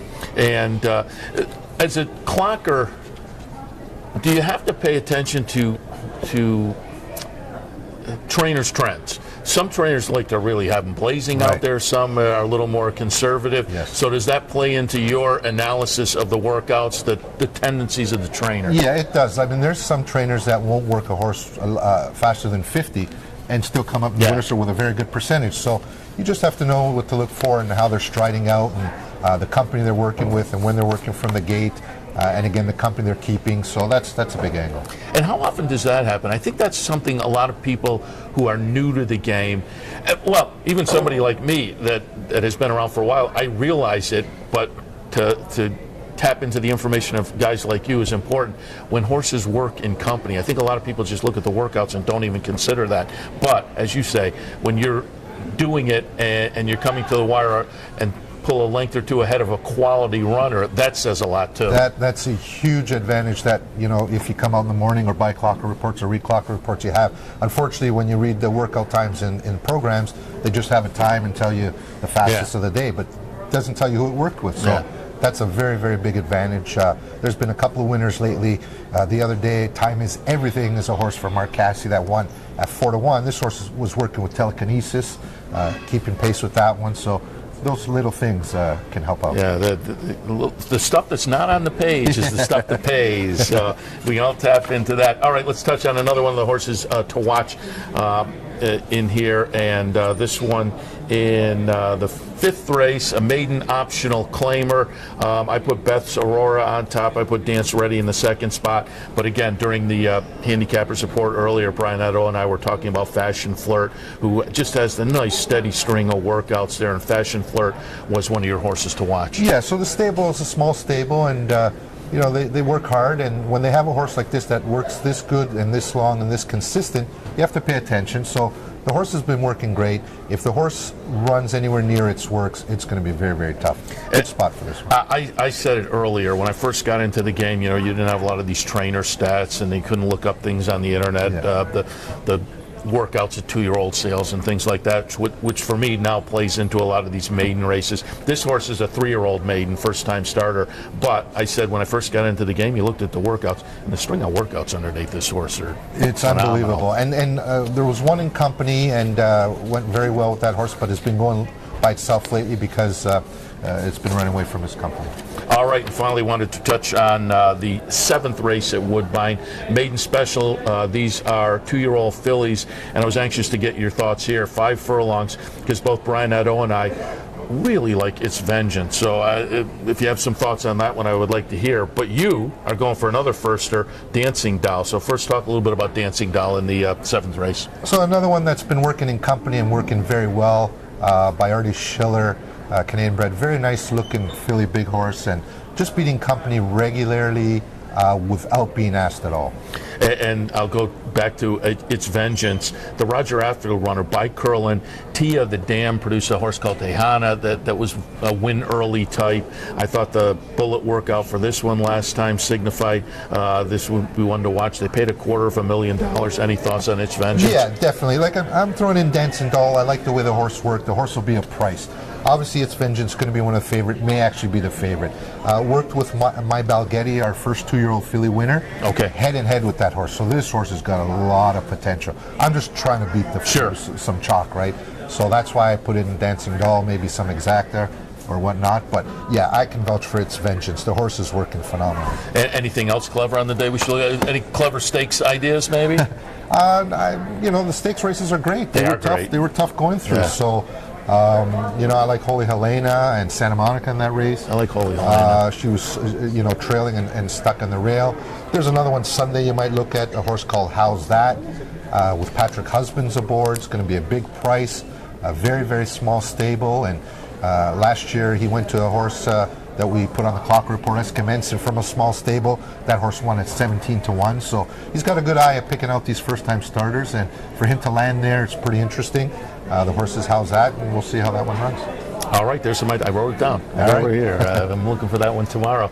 And as I say, if you go to Equidaily or go straight to the Woodbine site, you can pick up Ernie's Clocker report for today with the comments and analysis. Ernie, as always, appreciate, again, the thoughts of the folks who are out there on the backstretch and can give a little definition to what we see on the page here and maybe a little more info that if you tap into it and other folks don't, as I say, it's not on the page here necessarily, but it's up here for you. So when you toss it out there, maybe we can find a little bit of value as well. Yeah, and hopefully I may have said something that you can pick up that you can use. That's what it's all about, information. What do you like to play? Are you a horizontal player, vertical player, picks, or exactas? You know, I bet a lot of what I see in the morning. Sometimes it causes me trouble. So actually, that's a great point. I mean, if you're a clocker and you're picking up on this horse, like you say, worked in company and beat a nice horse, and you got an 8-1, take the 8-1 win price. Right. Don't regret that you boxed up exactas and tries and don't cash your ticket on an $18 horse. And you know, I may key one in a pick 4 scenario, but it's usually a win bet for me. All right, Ernie, again, we appreciate the visit, and said you might be up in Saratoga. We'll try to get you on the backstretch with us there. Oh, that'd be great. Looking forward to that. Love that. Ernie Perry, the clocker up here at Woodbine. All right, we'll take another break. Again, we will jump in for more taped interviews, and Klaus Ebner from Woodbine live with us in a few as well. We are live from Woodbine on this Queen's Plate weekend. Stay tuned. Dirty windows? Don't do it yourself. Call Clean Image, your window cleaning professionals, and enhance the look of your business or home without the worry. Clean Image pledges nothing less than 100% customer satisfaction. It's guaranteed. Homes, offices, bed and breakfast, vacation homes, and more. Clean Image has cleaned them all. Carpet and floor cleaning, pressure washing, and janitorial services are also available. Call today, 446-1397. That's 446-1397. Online at clean-image.net. You know and make better decisions, better choices, to know how to connect the dots. In horse racing, knowledge is a powerful tool, but not the only tool. Race results and replays, past performances and live streaming, wagering from all your digital devices. These too are important tools, and you'll find them all right here at Capital OTB. Capital OTB. Become a better horse player. In a recent study of some of the top online wagering sites, Capital OTB won big in total player rewards, far surpassing some of the best-known wagering sites in America. While other rewards programs simply offer you points redeemable for gift cards, Capital OTB's rebates are paid to you in actual cash. Plus, Capital OTB gives you full and immediate access to your money. So if all you're getting now are points and gift cards, join Capital OTB Player Rewards today and get cash back. Visit CapitalOTBBet.com and sign up today. This is Racing Across America with Seth Merrow.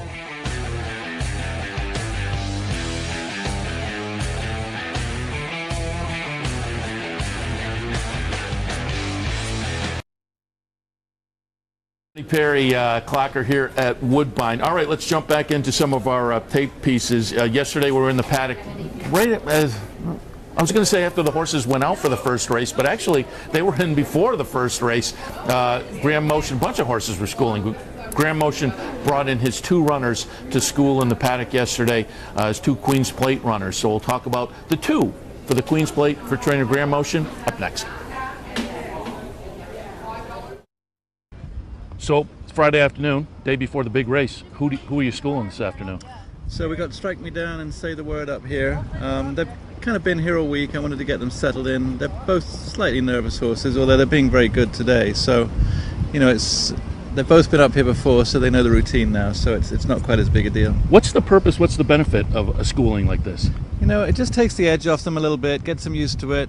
They don't race every time they come up here if they come up here in school. So, it kind of gets them into a bit of a routine. Let's talk about the two Queens Plate runners. Strike Me Down, 4 starts, all 4 in the money, so lightly raced but showing some talent. Say the Word. Really, the 3 starts in 2018, nice improving buyers so far. And I'm guessing from Sam's son, what was the Queen's Plate on the dance card for both of these horses? Well, I mean, it was in as much as we always liked them a lot as 2-year-olds. Say the Word was a little disappointing last year. They both got a break over the winter, and I think it helped them both immensely. Strike Me Down, we've had to cramp his races in a little bit. I wish we'd had a little bit more time perhaps, but Say the Word's had a good pattern. He's had plenty of time since his last start. Look, these are both nice horses, and we've hoped that we would be here, and it's not always that it works out, but we're happy to be here with them. So far your trips up here this season, limited, but you've had pretty good success at Woodbine so far this year. Yeah, no, look, Woodbine's been good to us. It suits our program. We like running on the synthetic. We like the longer grass races, and it gives us great opportunities to come up here. And it's really a relatively easy ship for us from Fair Hill.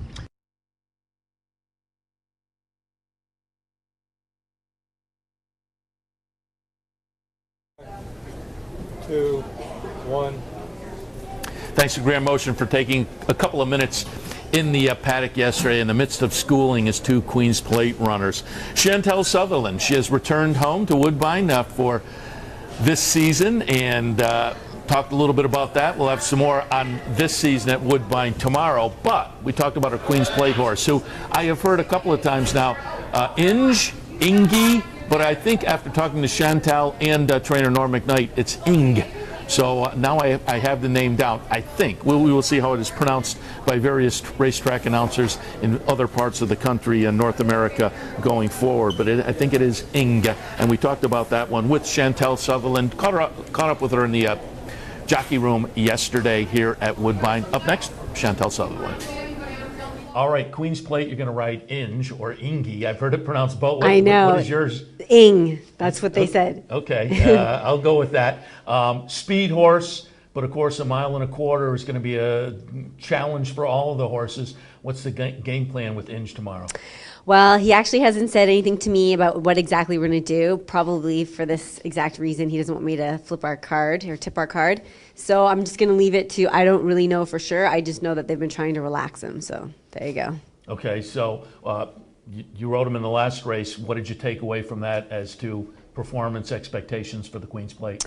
Well, he's a very strong forward horse, and he easily breaks fast. So I'll have to see what they want to do, but keeping that all in mind, I've made plan A, plan B, plan C in my mind.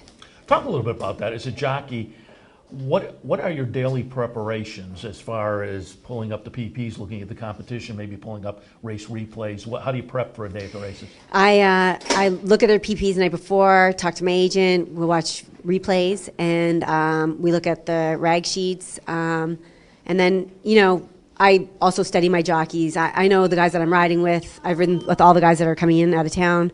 And then I start to listen on the backside, what trainers are doing what. Like, for example, Nick Nodzwenko, I had heard through a few people what they want to do with Jesse Campbell and how they're going to play. So that factors into everything, and kind of make a plan. And your plan A is your A game, and then plan B is if you stumble at the gate. Plan C is if, you don't break well, or if somebody wants the lead, or, whatever. But at least I'm never surprised. Everything, just handle it and deal with it, whatever comes up.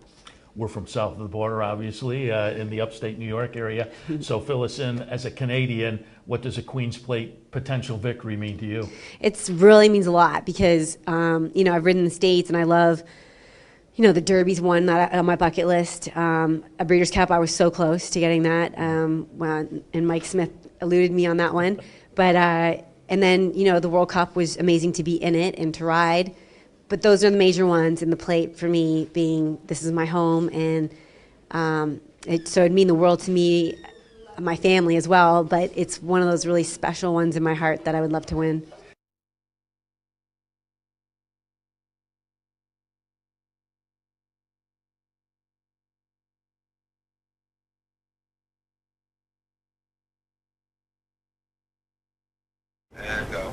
Welcome back. Thanks to Chantel Sutherland for taking a little time in the jocks room yesterday.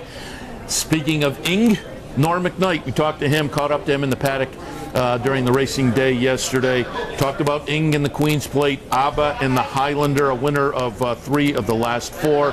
Tower of Texas, Abba in the Highlander for Norm McKnight. We caught up with Roger Atfield to talk Tower of Texas. That'll come up next. And Norm McKnight has some runners tomorrow that will air tomorrow as well. But as far as today, it is Ing and Abba in the Highlander. Norm McKnight up next. Queen's Plate, you have, first I'll ask you how to pronounce it. I've heard Inge and Ingi. Well, it's actually Ing. Okay. Yeah. All right. And it's something to do with a godly figure. Oh, very good. Front runner, ran 5th last time in the Marine, but 2nd before that in the Wando. Obviously, it's a horse with a lot of speed, with a 1.25 mile distance. What do you expect tomorrow from Ing? Well, we've really been trying to harness his speed in the mornings. I haven't raced him for quite a while now. Just had the plate in mind. We've been pointing him towards that. I've been breezing him in the mornings, like behind company, trying to get him to relax, settle. I think we've accomplished that, but you'll never know until the gate opens on plate day. And is that the distance is a question mark that just isn't answered until you try it? Yeah, absolutely. Personally, I don't think he wants 1.25 miles, but you never know. Let's move on to the Highlander. 6 furlongs on the turf. Abba comes in really good form, but probably needs to step up here a little bit. However, tries the turf for the first time, and as I say, in good form. So in the Highlander, your thoughts on Abba?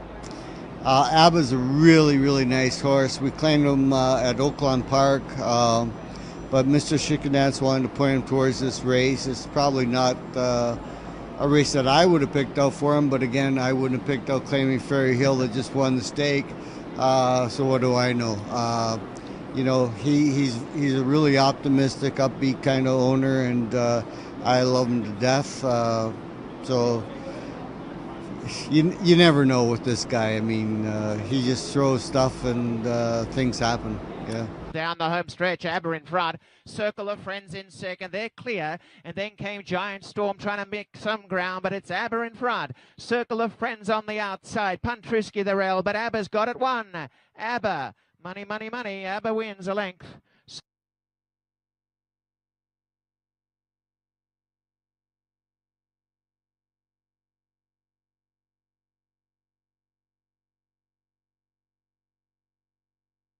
Go. Thanks to Norm McKnight, having a fabulous season up here this year. Roger Atfield also caught up with him on the backstretch. Tower of Texas, Shacky Matt in the King Edward. He's got that real nice first turn. I asked him about it. We talked with Ernie just a few moments ago and mentioned it on the Handicappers Report. It's Vengeance in the 7th race today. So we talked with Roger about that, and Saba in the Dance Smartly. All of that from Roger Atfield. Stay tuned. King Edward came out of the Connaught Cup with a win last year and ran 3rd in this race. Comes out of the Connaught running 2nd this year. Two good work since. Tower of Texas, what do you feel like for this weekend? Well, I feel good about it. He's doing really well. I mean, he's an amazing old horse. You know, I think he's as good this year as he has been ever, really. I know he does not like hot weather, so that's not going to help him a whole lot, but maybe nobody else does either. So, but he's trained very well into the race, and he ran a very good race in his last race. I mean, you know, he needs a lot of pace up in front of him, and I think he's going to get it in the King Edward. So, speaking of hot weather, what precautions do you take? What do you do with a horse like that? Well, I mean, we try to keep the horses really well hydrated. Obviously, we've been working on that for the last 2 or 3 days, and outside of that, you know, once they get out on the track, there's nothing much you can do, you know. I mean, in the paddock, we take a lot of ice water, and so, you know, they step out on that track, it's another thing, right?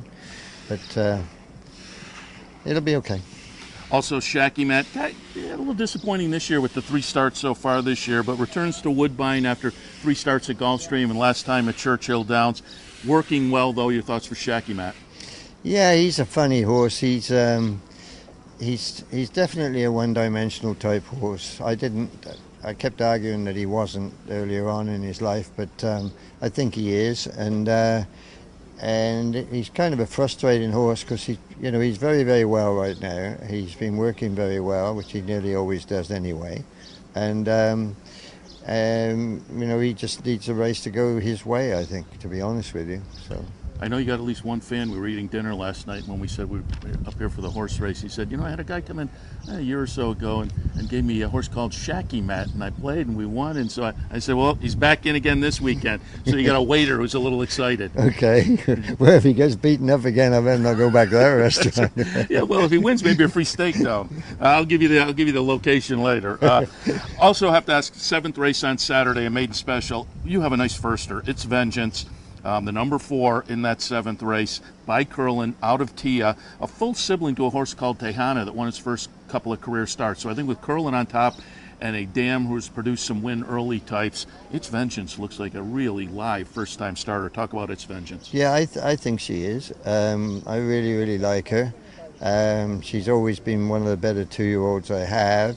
And the other one that she was working with most of her early works was a filly that won her first start here, and it looks like a really nice filly. So I think they're 2 nice fillies, and I really like her. Live in the first start? I think so. All right. Dance Smartly, you have Saba. This is going to be the first U.S. start, last seen in France in September, but working at Woodbine for a while. What to expect from Saba? I don't really know, to be honest with you. I mean, I inherited that filly, a few months ago now, and I really like her a lot. I had her entered in an allowance race, and she kicked the wall the day before and stung herself quite badly, and so I had to, obviously couldn't run in there. And we sort of were looking at this race, and the people that own her, black type of any type is going to be very advantageous to them. And so, I mean, she's been working really, really well. And I said, maybe, it's a bit ambitious, but we're going to give it a go anyway, because I have nowhere else to run her for a little bit. So.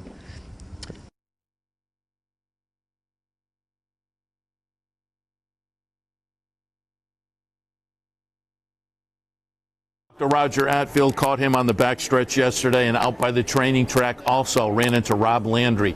He is the GM at Chiefswood Stable. They have Nipoa Rose's Vision in the Queen's Plate. Rob also a former jockey. He's won the Queen's Plate himself. He also won the Grade 1 Alabama a few years ago right up at Saratoga, so we'll hit on that as well. Up next, Rob Landry. Before we get started, just talk a little bit about Chiefwood in general. Well, we breed to race our horse. We have in total, all our horses we have 143 horses, 53 training, and brood mares and weanlings and yearlings. So, like I say, we're trying to breed those horses that can win the Kentucky Derby and the Breeders' Cup. And talk a little bit about your own winning Queen's Plate ride. Well, it was awesome. I mean, every Canadian-born jockey, for that matter, or kid, you either want to win the Stanley Cup or win the Queen's Plate, and it took me a while to get there, but on my 13th try with number 13, I was able to win it. Landry looking for that Queen's Plate with Negon. They lead it by a length and a half. A bit of gold. Full out to catch him in the final furlong. Negon trying to hold on for one more 16th. A bit of gold on the outside. Negon on the inside. Dreams can come true. Negon and Robert Landry. We were also talking before we went on the air. You had a win down at Saratoga and one of the top 4 Grade 1s down there. Yeah, I was lucky. I always wanted to win a race in Saratoga. I love Saratoga, and to be able to win the Alabama the last year I rode was pretty awesome. Careless Jewel. Yeah, Careless Jewel. Very good. And they're coming down to the finish, and a breakthrough performance by Careless Jewel, who has dominated in the 129th running of the Alabama. She won by more than 10 lengths. All right, let's talk about a couple of the Queen's Plate runners. Nipoa comes out of a mile and a 16th optional claimer, ran 3rd in there. What's the distance concerns, perhaps, for Nipoa? We have no concerns distance. His last 3 starts, he's been compromised a little bit. He kind of broke just a little tardily and was a little bit back. The pace backed up into him. He had to steady a couple times, and pace was slow, and he needs a little bit something to run at. He doesn't have a huge turn of foot. He's one of those horses that'll do 12s all day. So if he can get into a nice, comfortable stride, I don't think the 1.25 miles will be a concern at all. Confidence level on Nipawa?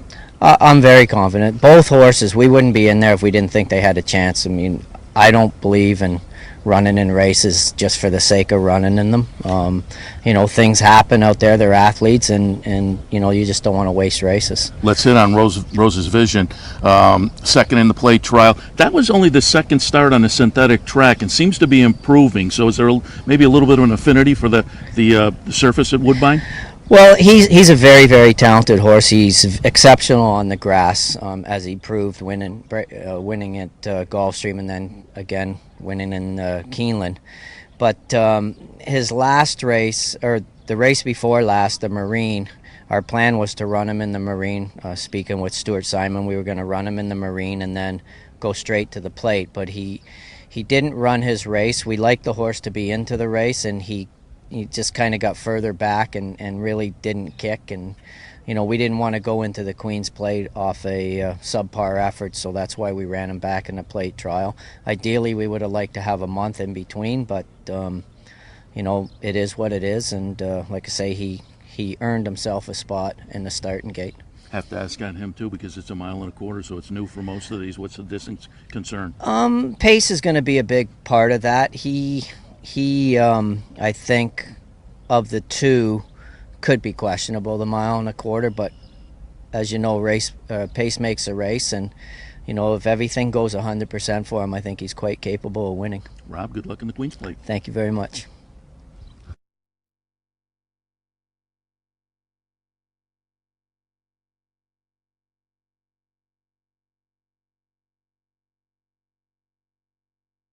Again, thanks to Rob Landry, and good luck in the Queen's Plate this afternoon. Speaking of the Queen's Plate, hey, we have been speaking about it all morning long. But another Woodbine representative, Klaus Ebner, Senior Manager of Simulcasting. Good morning, Klaus. Morning, Seth. How are you doing? Very good. Happy to talk to you. Yeah. Some of our patrons may be familiar with. A couple of years ago, you and I were doing that bankroll down at the Clubhouse Racebook, and it was the Woodbine Oaks, right? It was the Oaks Day. Yeah, we had Oaks and Plate Trial Day. We had the nice long shot at the end of the day in the Oaks. I think it was like 8-1 shot. We both landed on the Oaks, so hey, that's not bad. Yeah, no. See if we can. And of course, we keep reliving on that because that's all we have right now together, Seth. So hey, see if we can do something like that again, so we can update. We never forget our loser we talk about on the show here. It's all about the winners you have, right? Yeah, very good. Yeah. Let's talk a little bit about again just Woodbine in general. The season's underway, has been for a little while. So how's 2018 going along? I think it's been good so far for us. Obviously, like many other tracks in the U.S., we're fighting with a lot of the challenges that those tracks are having, whether it be horse shortages or other issues. But you know what? It's more for us. It's more of an issue because obviously we have 133 days as opposed to it's not a boutique meet where horses can kind of ship in, ship out. You also don't have the issue like for instance like Belmont would have, where it has competing with parks or other tracks.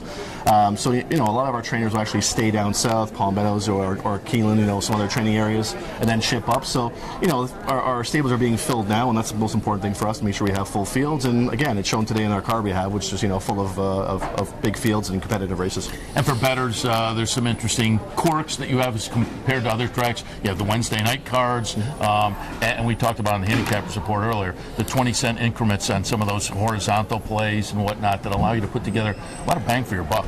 Yeah, and again, that's been one of the biggest things we've done is in terms of lower our bet mins, whether it be a dollar win play show or dollar exotic, and then you also have your 20-cent, tries, supers, super high fives, and pick pools as well. So, some people may complain and say, oh, well, I'm not getting a big payout, but you know what? Sometimes, Seth, a guy can take down the pool with 20 cents. So, it never. I said that earlier. Even at the 20-cent increment, if something crazy happens, you get a good payoff, and you can always pick it up to 40 or 60 or 80 cents if you want to, and if you want to go for a little bit better. But again, if you have a clever opinion at the 20 cents, you can wind up with some nice money as well. Let's talk a little bit about, because certainly as we drove up, we've been regulars here. I said earlier, and if I don't see, hopefully we'll get somebody from Woodbine again tomorrow to do a little recap. But if we don't manage to do that, I'll thank you as the Woodbine representative for the hospitality. Just having a great time again this year. But it's been a couple of years we've come up Queen's Plate, the Woodbine Mile, and whatnot. that. And then when we arrived this year, a little bit different. The facility itself is going under a little bit of a renovation, but one of the most notable things for horse players, and you'll see it as you watch the simulcast today, you'll see the work on the new turf course, the inner turf course, which is moving along pretty nicely. Very, very quickly for us. So pretty much as soon as the last cart of racing was done here for Standardbreds, we went right to work. Yeah. So the actual sod has been growing for the past year or so. So we actually started chipping that in. We have almost, I'd say, about 3/4 of the front stretch done here, as you see, Seth, beside us. Really, that's going to take root, and then once that's done, we should be good to go for about this time next year. And that's kind of like the hope. Yeah, right now. The game plan is next year because, like you say, obviously, the whole track hasn't been completed, but at some point, you got to let it kind of become part of the actual turf course and really grow into the location. But it looks great what is done so far, that front stretch portion. So there'll be a lot of turf racing next year. Yeah, and people love it. Oh yeah, and the biggest thing for our, even our trainers and a lot of the people that play our races are saying, you know what, hey, we love playing the EP Taylor turf course, and for us, it's more just giving the customers options with larger fields, and also, the other side of it is the fact that it kind of prevents a lot of the wear and tear on the EP Taylor turf course. So it's a great turf course, don't get me wrong, but obviously it's hard to run 6 races in a row because you have to, the size of it just doesn't, allow us to stomp it down, get it prepared for our next race. So this way here, we have one race in the future on EP Taylor turf course, next race on the inner. Again, just gives us more options moving forward. I mean, and a lot of with Saratoga, we're familiar with that, with the inner and the outer turf course. Down in Florida, they have the rails that they move and they can find some different positions. So that gives you those kind of options up here now as well. Also wanted to touch on, because you and I were talking a little bit as we bounced around the track yesterday, you helped us a lot getting those interviews. So again, thanks for that. But we were also watching the racing and enjoying some of the action as well. And you mentioned, and shortly after you mentioned it, the Japanese apprentice, you're talking this kid's okay and pulling in some prices. And then early on the card, he pulled in a nice price yesterday as well. Yeah, I think he knocked off the 1 to 5 shot yesterday. Yeah. So right at the wire. Yeah. So yeah, if you're playing the races and you see Japanese jockey by the name of Kimura, that's his last name. So let's look for Kimura. He's a real good rider. He seems to finish races off very well at the end. And obviously the 5-pound bug doesn't hurt, for racing. But So if you see a long shot, even a mid-price horse, which usually he's on, he knows how to get him home at sometimes at a good price. At least he may not win, but at least the back end of your exotics would help out as well. So that race one to watch. Yeah, that race yesterday was nice because he got up, as you say, it was a bing bang between 3 of them, and he comes up the middle, and the 1 to 5 shots on the inside, and he gets it done at a very nice price. So one to certainly watch going forward. And you don't see a lot of Japanese riders in general, but Japanese apprentice, I guess the opportunities just look better to him over here. Yeah. So what happens over there in Japan is that they actually go to the jockey school there in Japan. And because they only have 2 races per day in Japan, it kind of limits their opportunities. So they have 2 races per day, and they also have kind of like their local dirt racing circuit that they have in Japan. So what happened was they passed the schooling in Japan, saw there wasn't many options here, and said, you know what, hey, why don't we give a shot in North America, get to run on different surfaces as well. And really, the experience is going to be great for them. So, and again, he'll be one to keep your eyes on throughout the Woodbine meet. All right, let's get some of your thoughts on the racing for today. Oh, before we do that, I want to touch on, because right after Equestricon, where you guys were in town last year up in Saratoga, you stuck around a couple of days, and we all went over the harness track to watch Klaus's horse run at the harness track, who looked good until about the top of the stretch. But a winner down in Yonkers a couple of nights ago, and then fourth last night. And I only saw the chart. It looked like he just missed third. Yeah, so for those of you who don't know, it's just, and again, if you're interested in owning harness horses, I'm part of the group called thestable.ca. It's a fractional ownership harness group. So I own, I don't own all the horse sets. I wish I did, but I have. But you get all the fun. I have, exactly, and that's really what it is. So the horses pay for themselves, but so I had my big 3-year-old trotter won at Yonkers for fun and 155 flat at numbers of 4. So.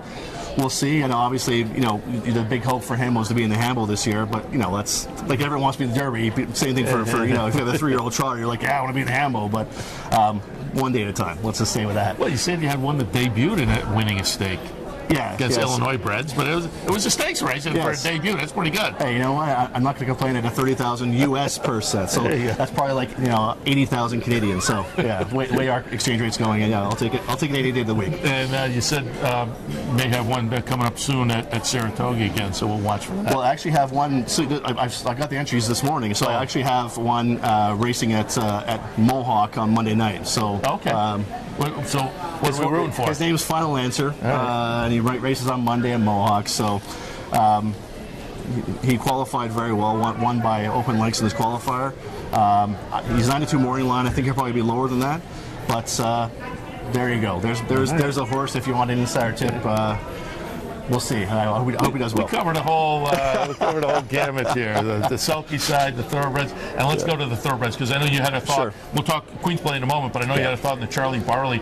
I said to Mark Cassidy in his interview, he's loaded in this race. But you went in a little bit of a different direction. I thought Mach 3 was interesting there, and then the other Cassidy, Elusive Mischief, underneath. But you had another thought in the Charlie Barley race 3 this afternoon. So I'm a big fan of watching the replays, just kind of see what happens with a lot of these horses, and considering in terms of the Charlie Barley at least, a lot of these horses are maybe trying turf for the first, second, third time, not really sure about turf. But I kind of landed on the more I watched the race back, and yes, it was against older maidens at that, so at least it was against older maidens, but at the same distance. But number 5, El Tormenta in the Charlie Barley. So. Yes, the horse is almost a bit over a barrel, coming off of a maiden breaking effort to face some quality horses in here. But again, I don't think the rest of the field is world beaters, to be honest with you. But the horse had a rough start, spotted the field probably about 3 or 4 lengths to the start, rushed up to sit second, and then was very green, kicked on, and won for fun. So. Horse added blinkers. Gail Cox is a pretty capable trainer. By Samson Farms, of course, who has the 2 entrants in the Queen's Plate. So, I'm not saying the horse is a lock or a cinch to win, but definitely, I definitely use underneath an exotics with Cassie horses. With kind of nice connections like that. I mean, she's a 21% trainer at the maiden Samson. I kind of like a confident move like that. We broke the maiden. Hey, let's try the stakes race. Yeah, and second start off the shelf, same distance, and I had the horse being very green. Again, we're not saying this horse is going to win for fun. Hopefully, from my point of view, if the horse is 5 to 1 morning line like it is on the form, then I'll probably hammer it, but we'll see. All right, let's go to the Queen's Plate, get some of your thoughts there. I went Telekinesis. I went kind of Master of the Obvious. I put that one over Dixie Moon. Third spot, I thought maybe Strike Me Down from Graham was interesting at a 10 to 1 morning line. And then Wonder Godot in the 4th spot for me. So I have the 2 fillies in the mix. But, Brian Nadeau and I were talking. There are probably, 6 or 7 you could look at in here and make almost the same argument for or against as you were looking. I think it's a really interesting race. There's maybe 2 or 3 that I wouldn't use under any circumstances, but otherwise there are some horses here that you can circle things and think, interesting, and go in that direction. But as I say, out of the plate trial, Telekinesis looked good to me. Yeah, and for me, I'm going to be using, out of the 3 favorites, that being Dixie Moon, Wonder Godot, and Telekinesis, I'm going to be using him more than the other 2 fillies.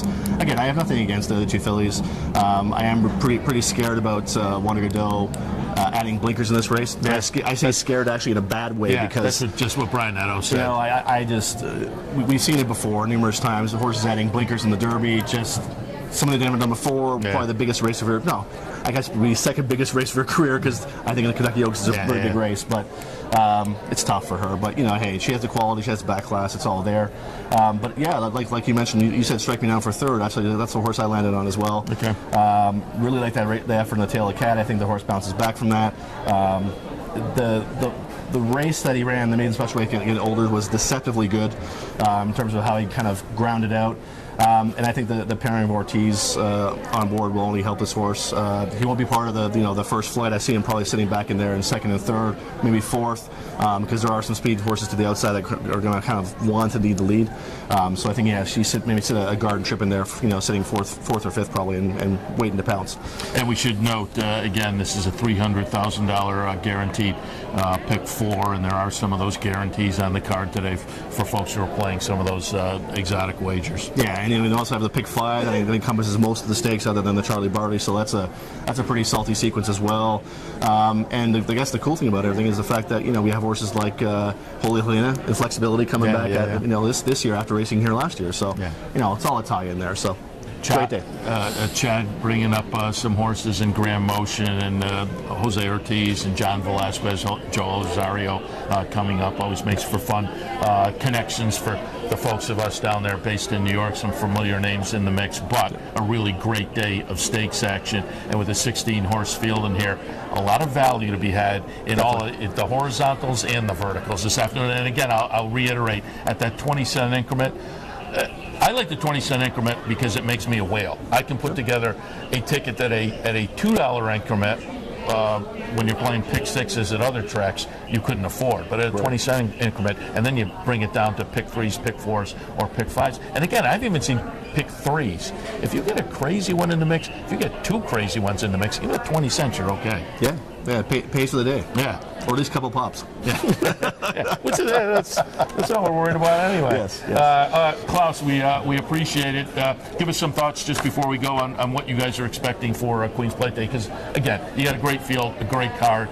The weather, I think it's kind of moderated a little bit. They were talking just what we're seeing at home in upstate New York, kind of hot and humid, but I think it's moderated a little bit. And just looking out, it looks like the sun has kind of gone behind some clouds. That'll be beneficial as well with the warm weather today. But I think, given what we saw yesterday, there's a good crowd at that Brad Paisley concert. Yep. I'm expecting you'll have a good Queen's Plate afternoon. Yeah, and we obviously have a concert afterwards tonight, which is Sam Roberts, which is like a Canadian act that we have in terms of playing. But in terms of the day itself, everyone's going to stay hydrated. Everyone's going to stay as cool as they can, and that includes the horses. So we're going to make sure we do our best to make sure that everyone's comfortable, or as comfortable as they can be.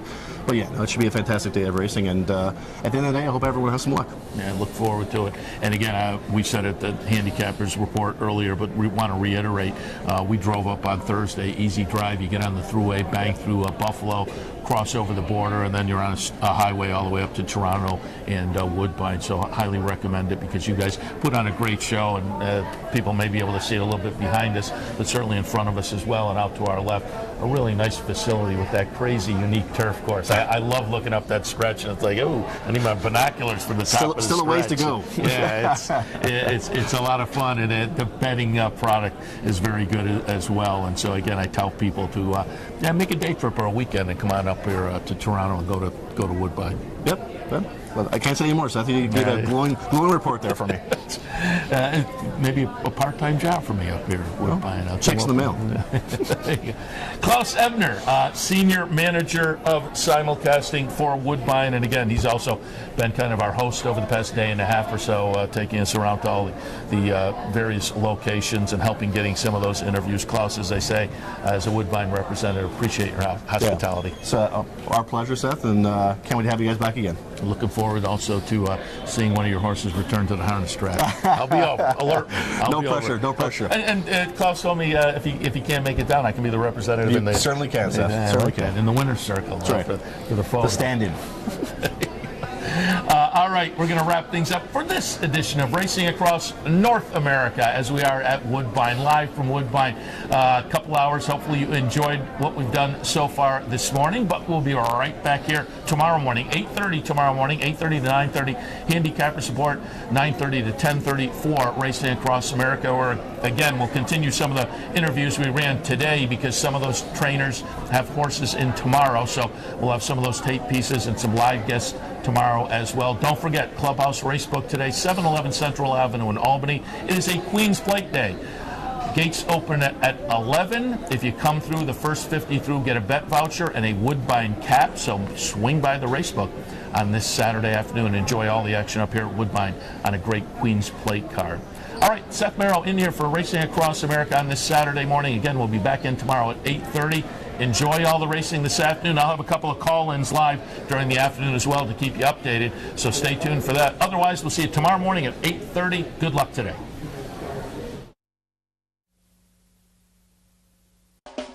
You're watching OTB TV, a service of Capital Off-Track Betting.